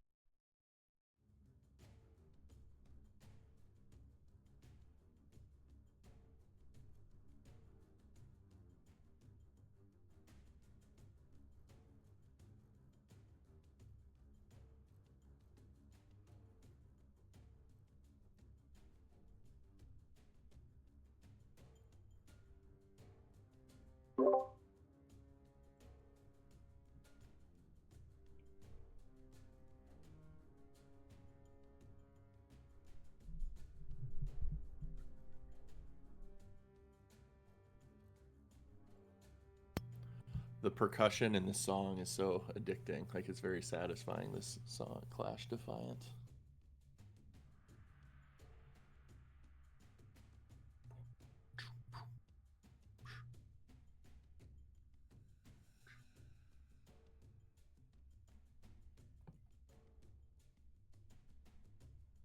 Hold on.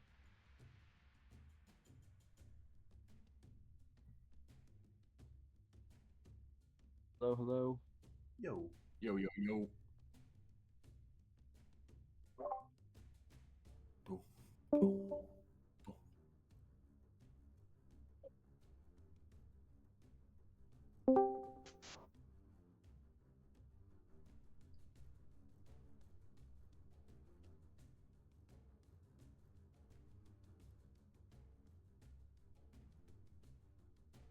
Crystal power.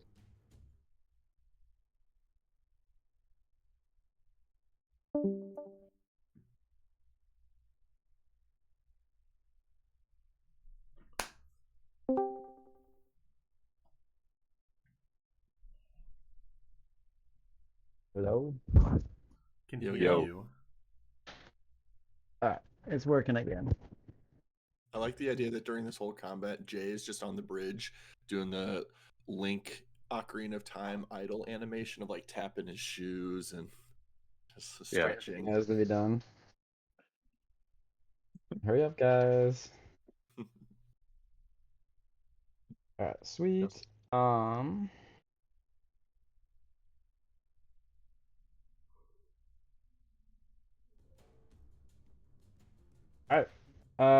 Do we want to go in turn order still, or do we want to make some group decisions here?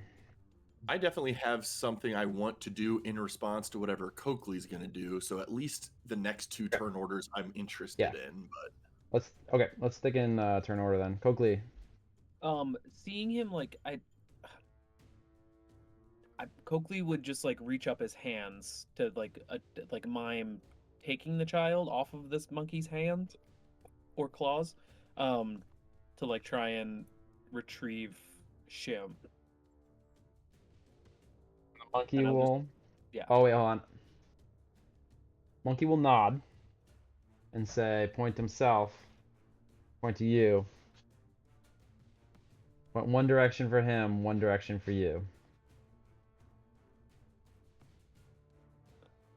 Are the directions like have the directions that he's pointing been the same every single time? Like, is he constantly pointing like monkey west, us east, or is it just like random directions of like he's going one way?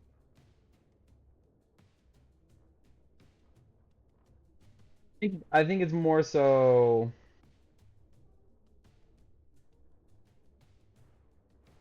What'd you roll for your insight check? Does that I make didn't you have- right? No. All right, I'm making you make an insight check for that. Yeet. Ooh. Oh, 18. Yeah, I guess the general vibe you're getting from that is that he's trying to indicate, like, if I give you Shim, you have to leave, but I'll leave too. We'll both go our different directions, right? Sure. I knowing that our job is to rescue Shim, Coakley, upon circuit synapses closing, will nod in agreement. And I'll actually I'll back away and I will like point to a spot on the ground, where like I'm gesturing him to drop the package or place the package very slowly, on the ground, and then I will like start to back away and like I'll do like a crowd clearing thing to try and back my friends away as well. Okay. So you're like at the base of the tree kind of place? Kind of, yeah. And then I will continue backing away, and then end of my turn. Nothing really else I'm doing right there. Okay. When it sees you do that, it'll drop down 5 feet and move closer to you about 5 feet. Oh, okay. I will. And it's kind of looking at Moritaba and Telemachus and like miming at them.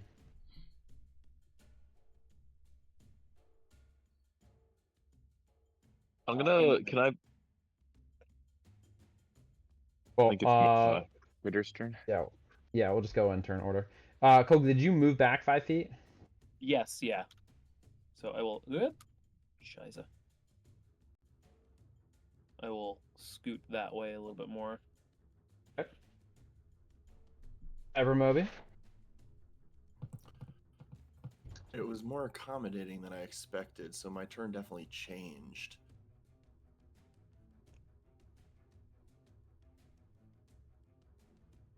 I was also looking, it's not like I can ready anything from a spell casting perspective because everything I have is verbal. So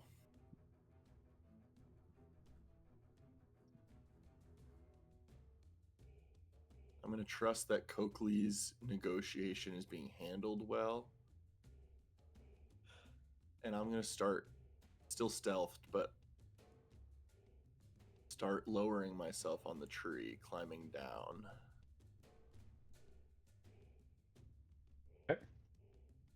With 35 feet of movement, if you're trying to stay stealth, you can maybe make it down 20 feet, we'll say. Yeah, I'm willing to utilize my dash action to enhance the amount of quiet distance I can cover. I definitely don't want to prioritize speed over stealth. The goal is just don't alert this creature. Probably a little bit more than 35 feet off the ground. You were probably closer to like 20, I think we said. Or 40 feet, sorry. Yeah, So yeah, you're yeah. basically down to the ground. Okay. Okay, that'll be my turn. We'll keep the previous stealth roll.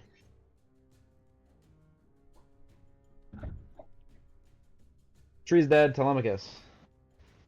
I think I'll just back away from the tree to go. I want to see specifically if this aura moves with the monkey. So is the spike growth still up present? No, spike growth is gone and shriveled when the tree died. Okay, sweet. I'll go to the southern border of the like where the silence bubble is, and I'll just start like talking as I leave to try to find out where the border is. And then I just wanna I do want to take out my bow and just ready a shot in case he attacks. Well, actually, ready a shot in case any of my group decides to aggress him, and then I'll just wait there to see. As you, so you're gonna move your character down south? No, yeah, I'll move him. Yep. So as you get farther south, and maybe this is happening at the same time that the monkey is moving down, you actually notice that the radius of this effect increases as the monkey is getting closer to the ground. Okay, interesting. Interesting. Um, Yeah, that cool. sphere originating from him. Okay. Then I'll just change my condition. I want to shoot the monkey. Well, actually, I will wait for that, but I'm gonna hold my bow, keep my ready to action, and actually, you know what? Can I be? I'll just be ready to dash after the monkey if we decide to pursue it. That's what I'll do. I don't want to get my bow out. I just want to be ready to chase it down. Are And that's my turn. you kind of conceal your intentions here in any way? Because the monkey is watching you as you're moving. Well, yeah, I'm gonna. I mean, so I'll be moving over here and then just keeping a wary eye on it. Are you readying an I action don't though? If it like, just like looking, I guess looking tense, but because I'm just gonna chase it, but there's not much else that I'm doing that gives it away. I don't think. okay, I'm just curious if you were actually like readying an action, but it sounds like you're just prepared in a character Well, I was sense. readying a dash, but I Okay. don't know how to hide that otherwise. Okay. All right. Root is dead. Moritaba.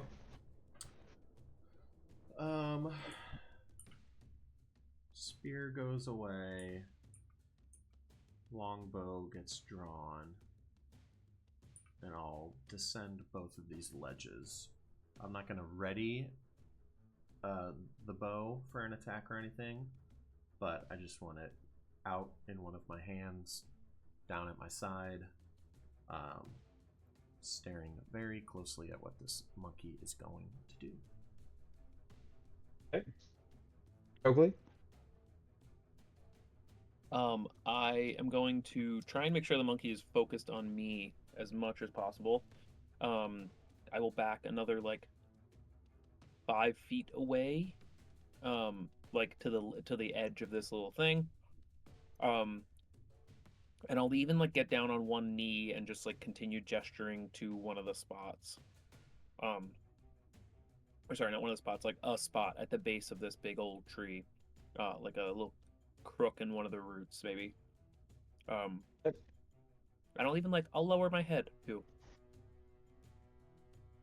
He's going to start pointing towards this bridge over here. Seeing Telemachus and Moritaba head that way, he's pointing towards you to go over there, and then he points towards Jay and points towards the bridge, indicating he doesn't want to feel surrounded by you all. Oh, I will. I'm gonna stay on this upper platform, but like circle around towards this side. Jay will kind of do the same thing.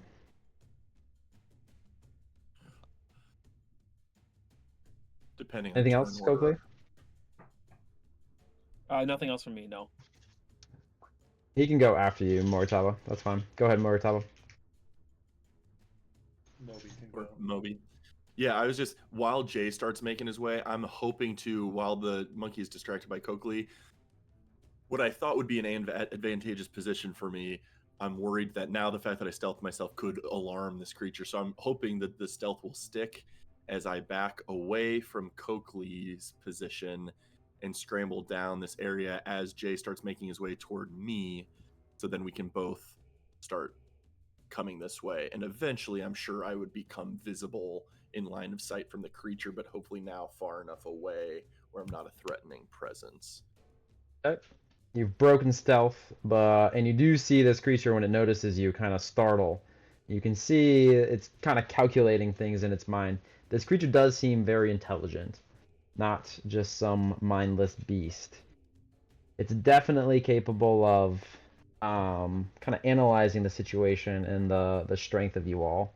And it knows its only leverage is with Shim, clearly. So it'll hop down another 5 feet as you guys continue, but it is very insistent that you guys get to the other side of the bridge. But it'll hold its end of the bargain, and it's continuing to walk down the tree. Yeah, as we can continue like strafing around and meeting at this bridge, eventually when we can get out of the aura of the silence, I'd be interested in just saying, I know many of us are instinctually driven to perhaps act in a moment like this, separate Shim from the beast. But I don't believe any of us have intel of how to destroy a curse. So if it gives us an out, we take it. Agreed? And that's kind of it. I don't even really need feedback. That's just sort of Moby's thought process right now. As the monkey continues to inch its way downward 5 feet at a time, radius of the sphere is approximately increasing by that amount to a certain point. And you're going to find that you're going to have to be on the bridge to be within talking point of one another. Fair enough. Fair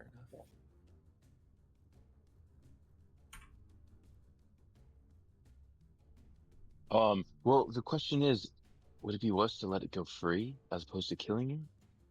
It seems to be doing harm where it goes. I agree, but if we don't have the means of destroying it now, we can prepare better in the future and save Shim today. And get some lodging in town out of the deal.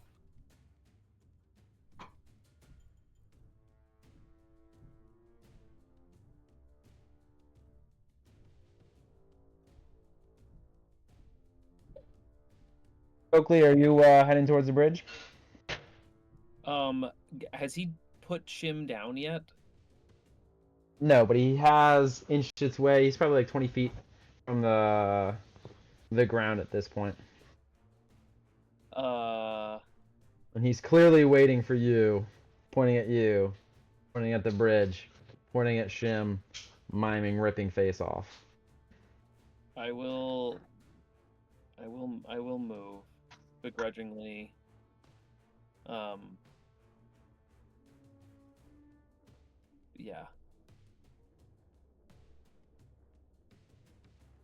And then I will stop there. It reaches the ground and it walks over to the place where it agreed to place Shim, and it kind of hovers him over that space and is like staring at you all and pointing.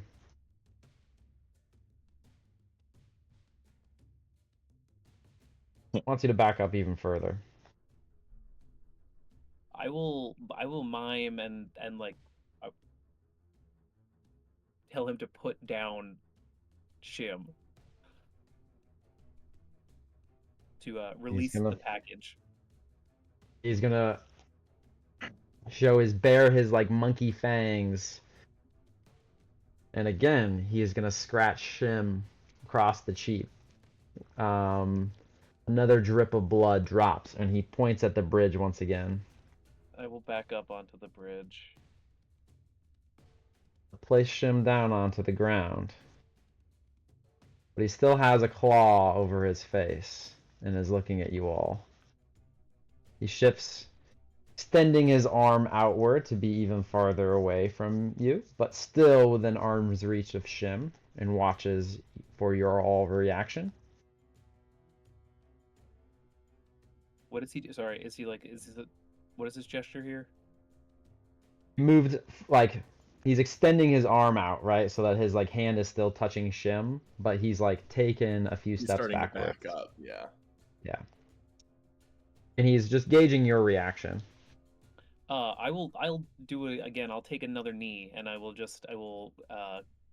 as part of the bargain that we are making with this monkey, respectfully let this monkey retreat.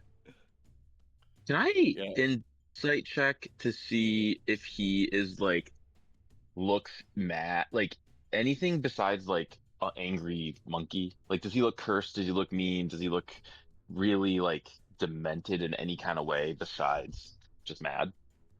Besides the fact he's got like pus-filled eyes on his arms, and yeah, go ahead. Roll an insight check. 18.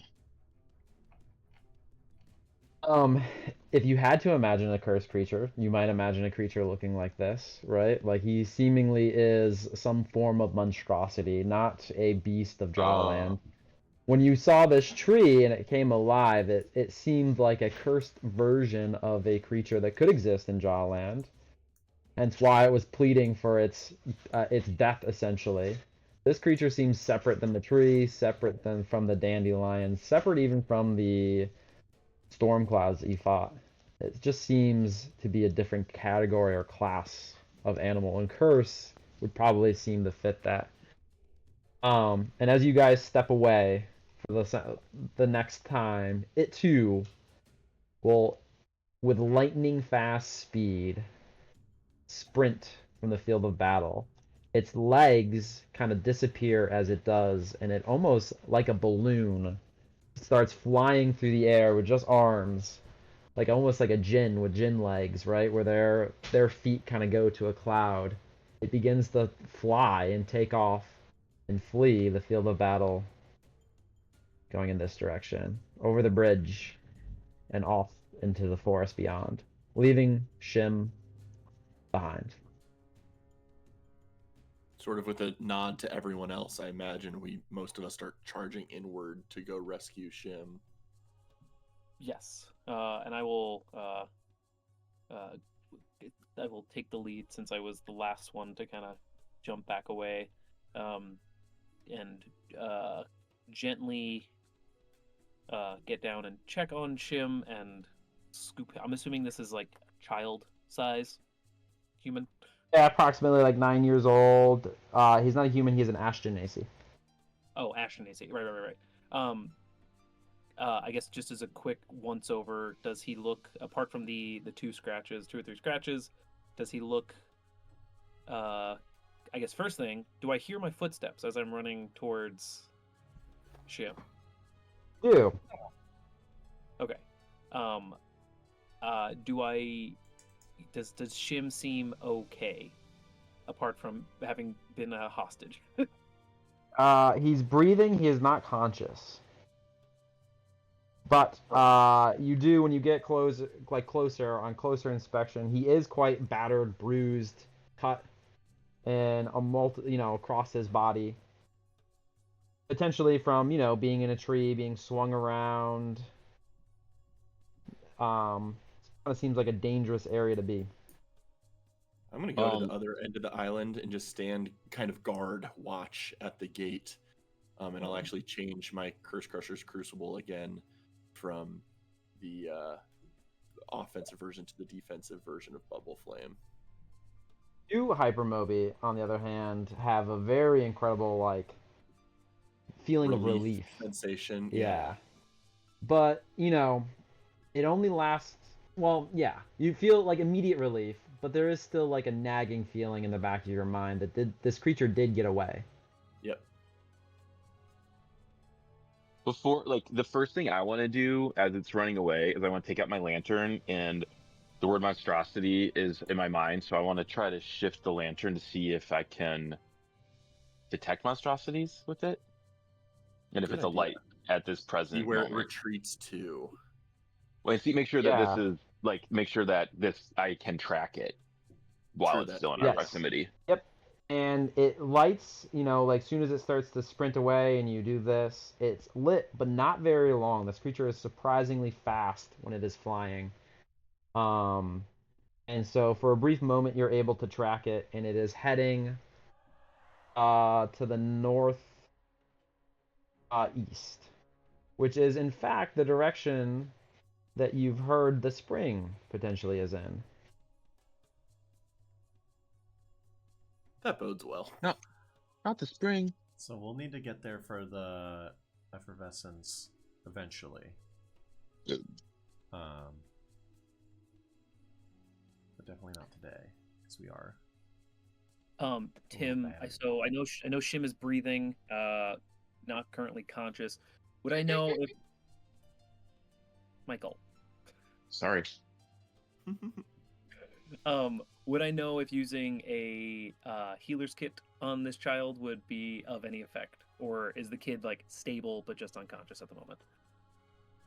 It could certainly help with some of the scrapes and injuries that he has. Beautiful. I will. I'm assuming he's seated or lying down because he is unconscious. Yeah, he's just kind of lying down. I will. You take the utilize action to expend one of my uses. I don't know how many uses this healer's kit has because it doesn't actually say. I feel like it's 10, but I don't know for certain. I will use one use of my healer's kit to mend any kind of surface wounds that the child has. The child. The child. Make a medicine check for me. I know that you can do this for free with a healer's kit, but I'm just curious. 10 See what you can uses. roll. Ooh, net 20. Wow. Wow. All right, you're able to stitch up his injuries. You do have to seal some of his wounds with some gut and a needle. He's going to be bearing some of these scars for quite a while, probably forever, actually. But most importantly, you do bring him back to consciousness with that nat 20. And so his eyes open up, and he stares at you all with a shocked, kind of startled look at a giant robot. And then he sees a giant walking Kieran. I'll immediately let my mage armor sort of waft away, so I'm less, because then Steam Genasi might be a more welcome sight. Yeah, Steam Genasi and human maybe even a little bit more reassuring for this creature, but he kind of understands, looks around, understands Coakley that you were taking care of his injuries, and he starts mouthing something at you. You must be Shim, if I'm correct. I am Coakley, and these are my friends. Are you okay? He- It's mouthing something at you. Moby will slowly approach and say, "The sinner's afflictions were lingering. Unclear whether permanent or not." Shim, do not worry for the moment. We will bring you back to town. Get you to safety. Don't worry. Don't rest yourself for the moment. And I will. I'll just like do nurturing parent mode, and I will scoop up Shim, and because I mentioned it earlier, and I'm just making this up because it's fun. I will, as I'm holding Shim like up against me, because Shim is tiny against my 6'10" frame. I will take out of my pack what looks like a timpani mallet. That is basically it's a mallet on a stick with a little rope on the end of it, and I'll hold it by the end of the rope, and you'll see me just like swing it over my shoulder, and it'll connect with that circle that's on my back. You'll hear like a low gong noise, and no one else. You can kind of hear it a little bit, but Shim feels it the most as Coakley's body just like has a resonant vibrating that stays for a couple of minutes at a time, as he's now in like a vibrating comfy chair as Oh, we're whoa. clearing him. You see a smile appear on Shim's face for the first time since this ordeal that he's been through. But he kind of pokes you on the shoulder and is like trying to like speak to you. I just like hold out a piece of paper and a pen, or like a quill.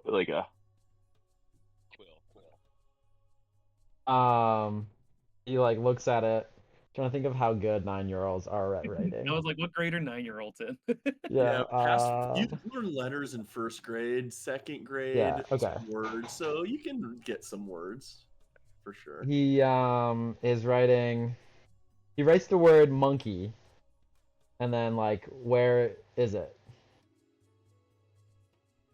And then like dangerous or something like that. No, danger. He spells danger wrong. DNA. Toys are us. Yeah. Backwards are. And I'll because he can hear me. The monkey has been scared off in the distance and will not harm you anymore. Then he shakes his head and he rewrites it as monkeys. Oh, Ah.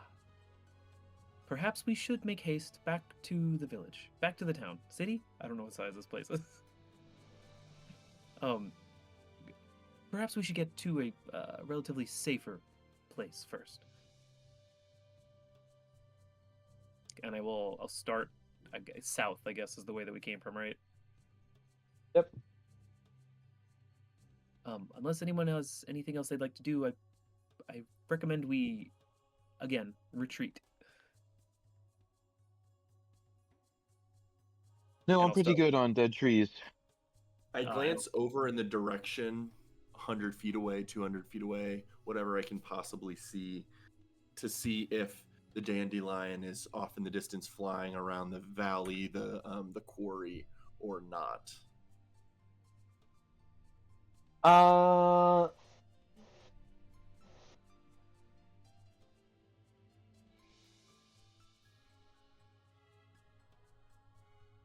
Make a perception check.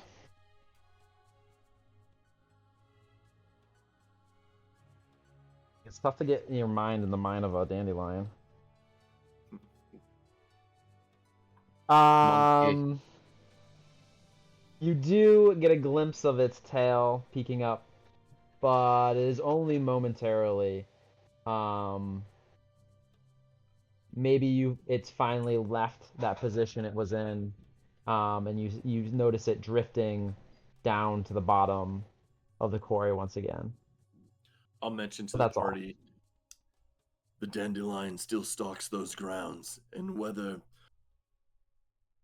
injured, afflicted by the curse or not, stepping into its lair, so to speak, would still be ill-advised. We may have to postpone our trip to those statues and with the Picto Obscura.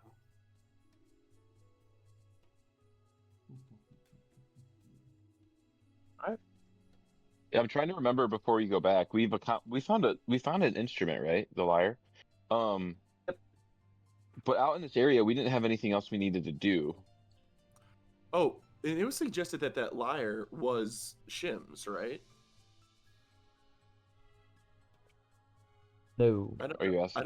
I don't know why we thought that, or why I thought that. Okay. Oh I wait, freaking are we wrote by the about it. statues though? No, Yeah, we're but we'll Um, have to from deal the with the sec- dandelion then, which is probably not a good idea right now. Yeah. Potentially, like I said, it did fly down. It has its cave kind of where it just flew down into. So up to you guys to determine if you want to go back and investigate, or if you'd rather head back to town and make sure you're all rested before heading back. I think we're ill outfitted for that and have a fragile NPC on our hands. So I would advise against It is true. Yep. All right, I'll go back. We can go back to town. All right. So you guys head south to the northern forest of Selkirk.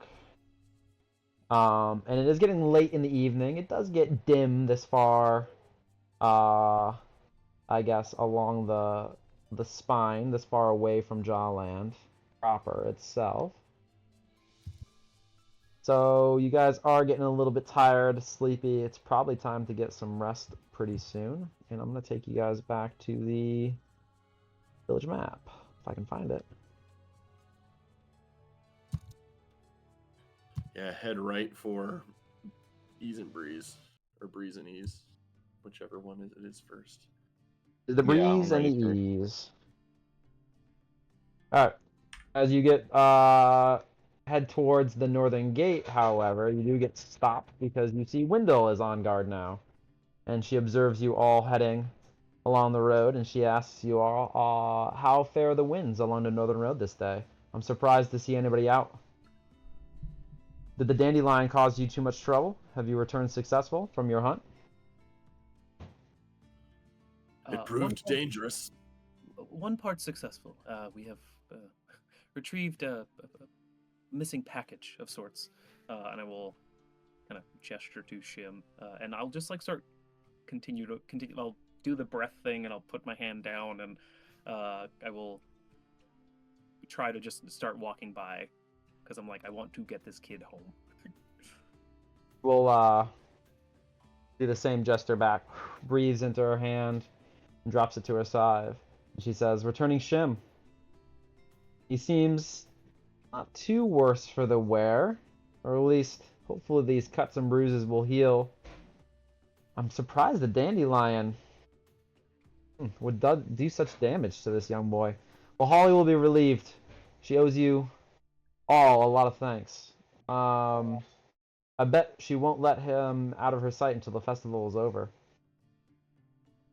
But it's not her fault. Selkirk is usually a safe town, but with how things have been these past few days, it's good to have you all here in town. The town itself owes you all thanks as well. Many parents will sleep easier tonight knowing that Shim was returned safely, and the children will have fewer dreams of dandelions and foul beasts. We appreciate your service." One small correction to that. While we are not 100% certain on the true cause of whatever this was, it is very likely that the dandelion is not the culprit behind this. I put my hand on your shoulder, and I just look around. Are we surrounded by anyone? Guards on the at posts on like a wall top, or other guards in the vicinity? I just want to see who's in the audience for what we. I'm incentivized to make sure we don't cause a panic and only relay Yeah. this information to Wendell. Wendell is the only guard on the road, only person you can see on the northern road for that matter. There are no typical guards along the walls. Like Wendell told you, there are very few guards in town. It's usually a pretty safe place, so they don't have a lot of need. Having 5 is for the festival itself. So it's just you guys and Wendell right now. Oh, and her little dog. Okay. After a quick survey in all directions, I give you a nod to continue. Well, the dandelion is dangerous at the moment. It seems to be under some sort of duress. There is something else out there. Some ape-like creature that was holding Shim hostage or captive or something. And I'll relay more information about like the tree that we fought, which is a weird sentence. And the fact that Shim wrote monkeys plural. Yes, yeah. Well, Do and you know now of that- this? Do you know of this creature? A monkey? What?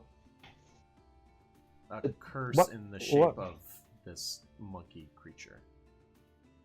I'll turn Curse. around and did anyone happen to get a picture of this monkey? We do have a device for that. Shit. I did think about it, but action economy was questionable at the time. Curse. That is ill news. What could a curse have gotten here? You say there might be more than just one? We'll have to. When Shim has had some time to rest, we should question him and ask him what he saw.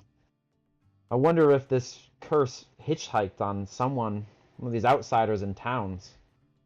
And she looks at you all, not necessarily suspiciously, but with squinted eyes for a moment, and then laughs nervously. Well, it's best to keep this to ourselves for now. I don't want people getting worried, or worse, blaming each other, or pointing fingers at our guests. Infighting is not what we need right now. Especially when we're this close to binding the Ember Winds. What say you all? Can we keep this a secret? At least for now, until we can find out more. Perhaps this is something you could all look into tomorrow. Get some rest tonight. And then seek out this curse, if you could. I will say, if The you want town us will to be indebted to you once again. if you Go want ahead. us to promise to be quiet and hold this secret, you should tell everyone that there's something still dangerous out there. Like, people shouldn't be less scared now. There's nothing actually resolved.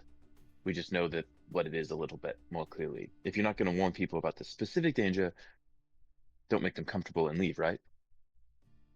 Well, we will certainly let them know that Shim was returned, for the most part, safely. And that the dandelion still stalks the northern roads, and that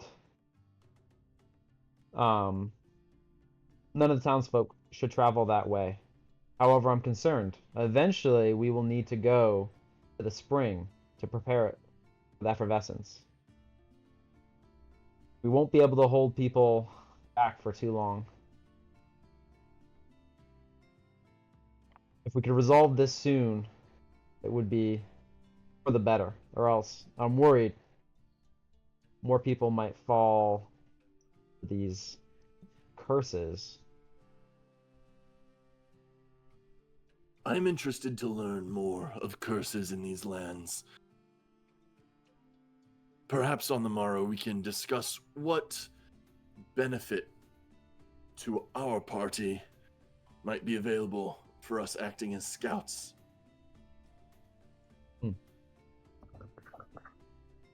We are humble folk. We don't have much to offer. We have some gold that we could provide you all. But if there is a service that we could provide for you here in town, please let me know, and I will see that it is free without charge if you can rid us of this curse. We will keep that in mind.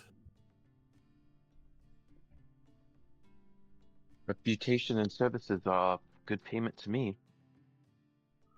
you did have interest in performing this ritual of effervescence, it would go a long way with the townsfolk if you could help and provide some service to the town.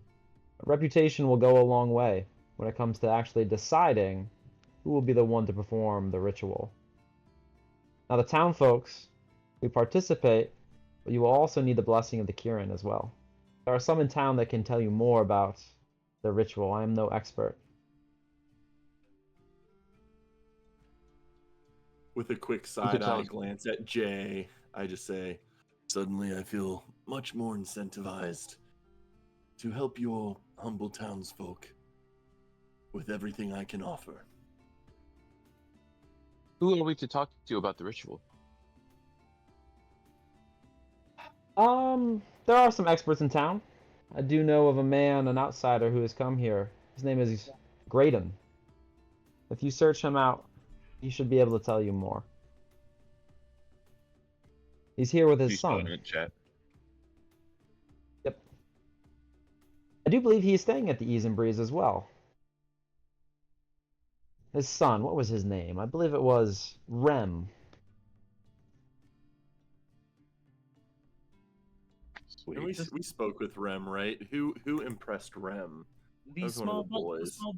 the small Volt Genasi, whose father may know why the Corsica festival had failed.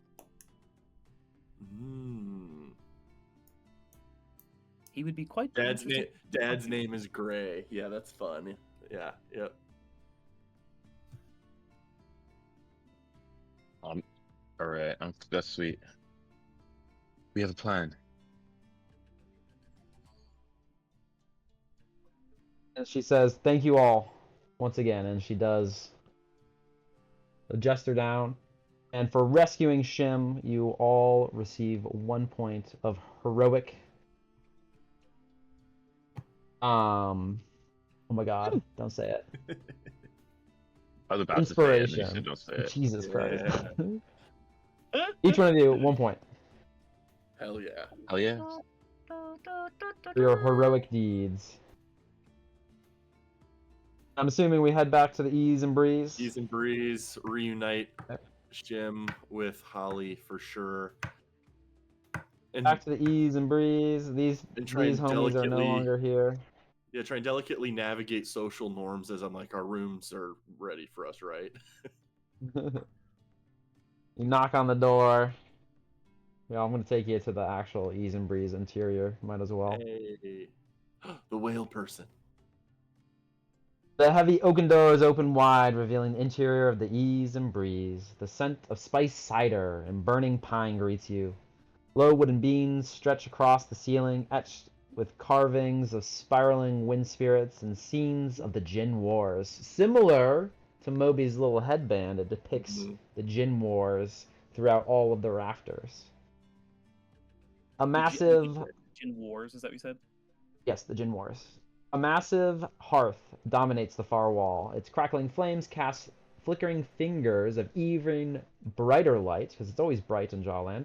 The crosses of the wary Genasi and other folk already inside. Holly stands at the entryway holding a brass handle of the door, a forced smile on her face until she looks down, or looks up, I should say, and sees Shim on Coakley's shoulder. Shim hops down and forces his way between Coakley's legs, and and Holly bends over and scoops him up into a tear-filled embrace. Crying, she says, "Thank you so much. I'm forever in your debt for rescuing my Shim. Please, come this way. I have your rooms ready." And she gestures towards these side rooms over here. She says that she has provided you with 2 rooms, with only 4 beds though, but she will bring in a cot for one of the rooms so that you can each have some place to sleep. And that dinner and obviously all your meals will be on the house, of course. Fabulous, because I have 2 stomachs. She says she will she will let her chef, who's named Ort, she'll let him know, make 2 meals for you. Fabulous. Thank you. And we hope No, your kid thank you. isn't too traumatized. But Shim, why is he? He seems traumatized. Why is he not speaking? Oh, Shim, what's wrong? Tell me. She begins crying Uh, again. when she He's said gonna get so good with the pencil and quill. when she says "tell me," I will put like a gentle hand on her arm and just. Uh, Shim appears to be mute at the moment, similar to um, the affliction that was suffered by Crit. What was the group? The The Sinners. Dark Redeemers. They don't like the name Sinners, but I Yeah, I think they were know. called formerly the Dark Redeemers. I Yeah. think. He may be Yes, suffering you from are correct. a temporary affliction that the Dark Redeemers were also suffering from, where he's otherwise healthy but unable to orally communicate at the moment. Sinners had something to do with this? I think the No, creature.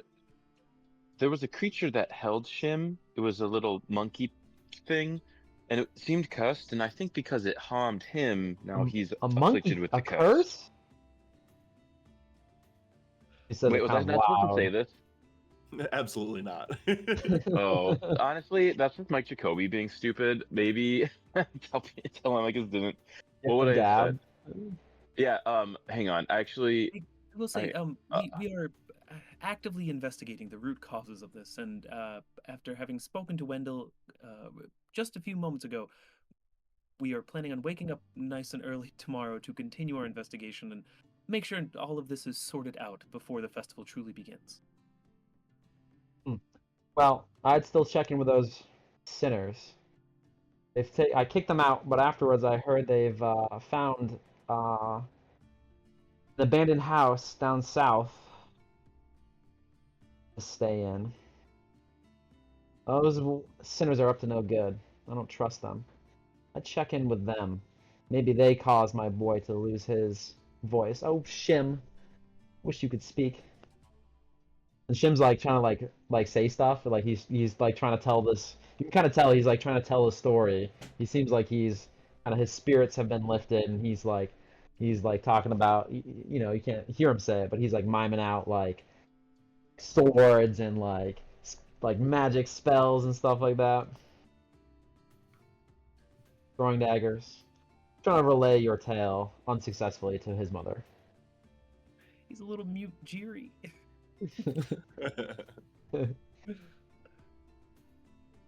And I will do my best to just reassure her that we are working on it, that there's no need for alarm, and that we don't want the townspeople to be up in a panic. So please, we will check in with you, and please do not spread this.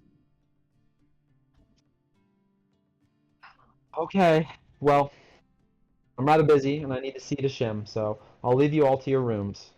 Thank you. Once again, if there's anything I can do for you, please, please, feel free to ask. And she takes Shim and kind of hustles off up the stairs to her and Shim's rooms, and then you do eventually hear her coming back down to prepare for her inn. You guys are left kind of in this hallway where she left you, which was right about here. And she indicated that these two rooms are yours. She gave you keys to them. Let yourselves in and out. I will ask you, Coakley, and say, Coakley, are you and Telemachus getting along all right enough to share a room? I am hoping that Moritaba, Jay, and myself might share one together. Of course, I may not even need a bed most of the time, but yes, I think Telemachus and I could take this room, and I'll gesture to one of the rooms. Telemachus goes and collapses on one of the beds.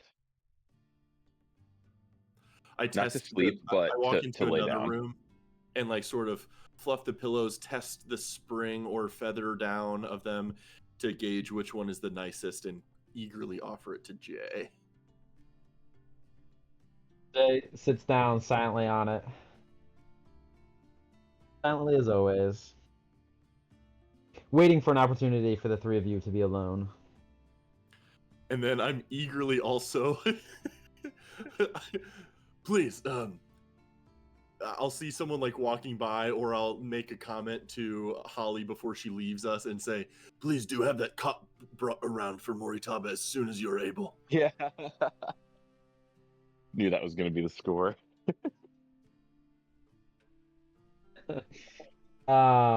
Eventually a cot will be brought in for Moritaba.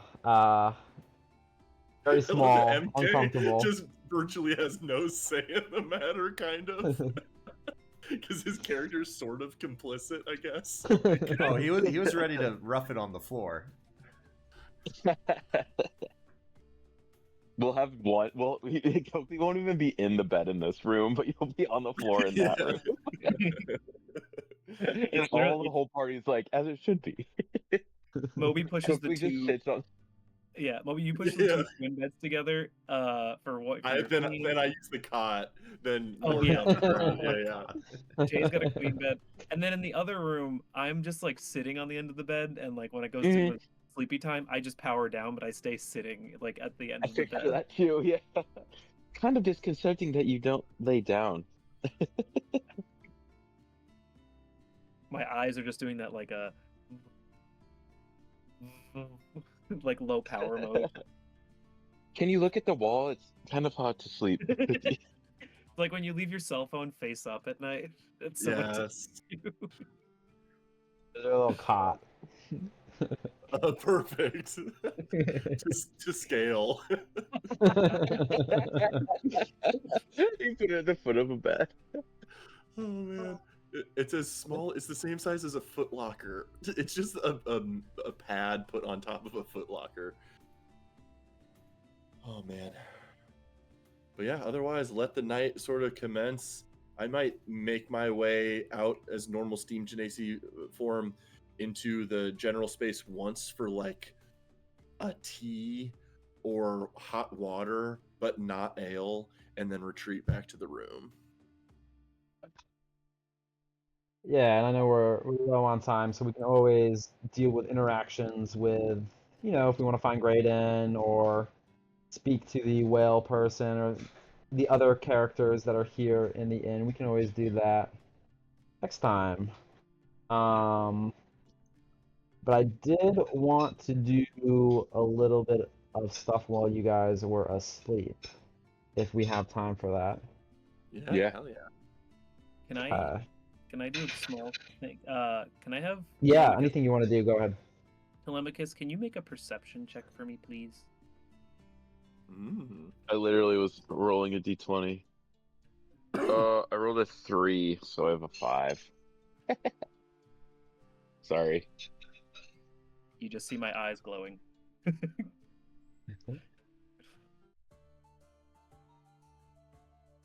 Yeah, I get too sleepy. Just throw a pillowcase over my head. At first, I dangle one on my antlers and try to dangle it over my eyes, and then I do just put it over your head, and then I realize you don't react. You can't really suffocate me because I don't need to breathe. I put that to the test at one point.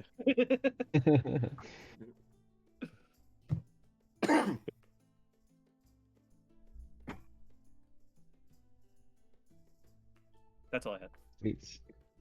Yeah, we'll have time to do some like social interactions with each other and then with these characters next time and look into what's going on with the curses or head back to the quarry if we want to finish that side quest. But when you guys head down to actually get your long rest, of course I need to do some dream sequences. Yes. Dream inside a dream. Some short ones for some of us, one a little bit longer. So I'm gonna start with Coakley. Coakley, I don't know if you dream or not. There's background processes that are running when I'm in low power mode. Yeah, and then this one is. Couldn't tell if This that was is, a yes or. Regardless of whether you. I think Telemachus actually asks you that, and that's your actual answer. Yeah. Sorry, Tim. Regardless, your background processes are much different this evening. Your background processes are of sensations, fire, of materials, metal, of falling into a giant orb of light and flame. Ooh, hold on a second. Wait a minute, where's my... That was cheery. Yes. I know. I was digging that for Coakley's dream. No, this is the dream music for now. Of falling into a giant light orb of light and flame. And right as you're about to collide with this orb, time slows, then stops. And fire engulfs your vision for a brief moment, though. You see beyond the flames.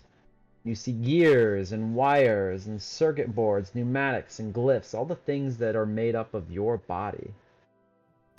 And then the vision fades. Moritaba, in your dreams this evening, you dream of spiraling winds and ruin, of endless spiraling storms, more colossal than you could ever imagine or have ever seen before.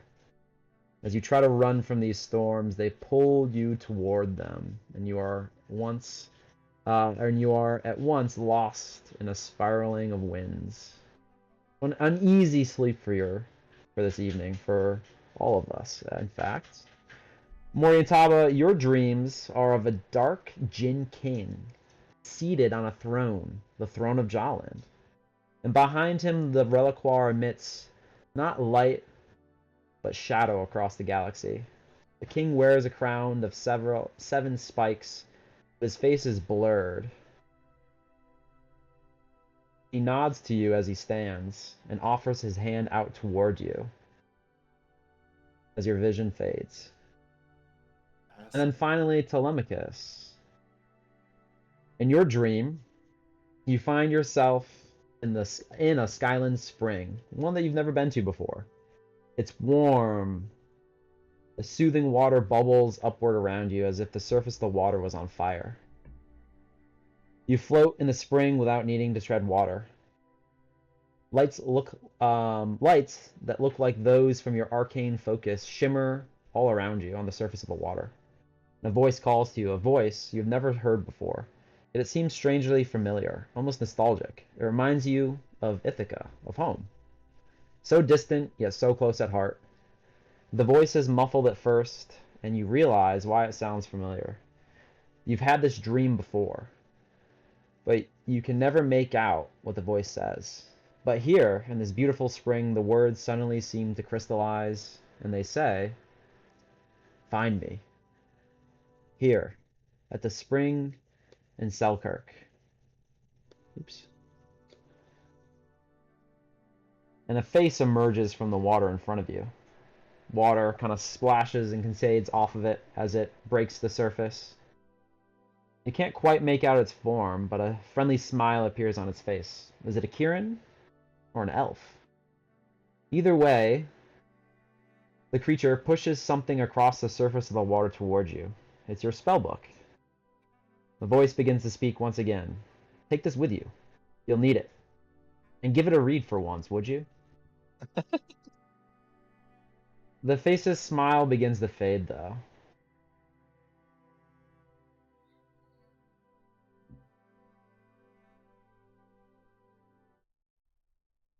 Oh, hold on a second. There it is. The face's smile begins to fade. The temperature of the water begins to increase, hotter and hotter until it's now boiling. You look down and realize you're no longer in water. You're swimming in blood, like the blood that came from the tree, the blood that was all over that cursed monkey's body. You begin to sink, and you try to tread water, but the blood is too thick. It's like quicksand, being pulled downward. And the face before you twitches, and the smile returns. This time it's twisted and sinister, closer to a smirk than a smile. The face begins to reform, but as that, the face of the monkey, the cursed monkey. On either side of the monkey's smiling face, 2 additional heads seem to grow outward. One covers its eyes, one covers its ears, the last covers its smiling mouth. And that is all you see before the blood consumes you. And you drift into a restless sleep. And when we wake up, you guys will all have leveled up to level 2. However, I need you all to make Constitution saving throws. Ooh, okay. Ooh. And I will let you know these are quite important in case you are worried about Heroic inspiration. the consequence. Heroic conservation might be a good use if you are. Heroic is you get to Worried. see it before you know if it fails, right? Yeah, Correct. it is a Yep. reroll. Okay.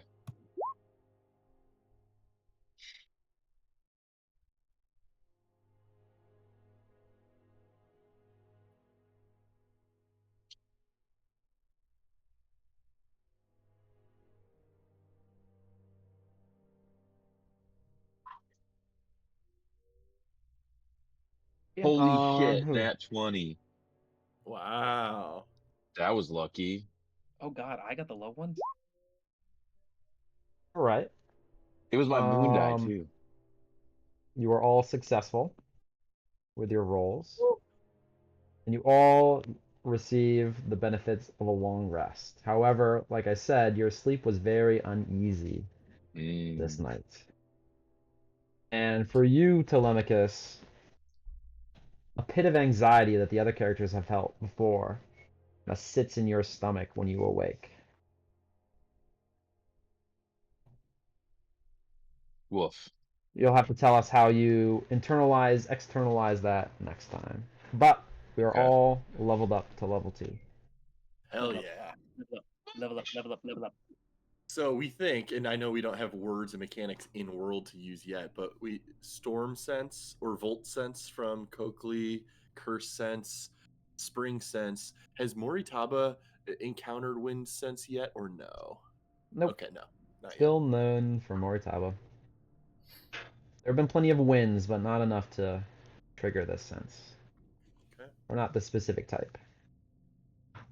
Time to become a fighter level 2. JK. Focus points. Yet. Oh wow, level 2. I don't know what I get level 2 sorcerer. I can move 40 Metamagic. feet. Oh yeah, meta magic. Yeah, that's right.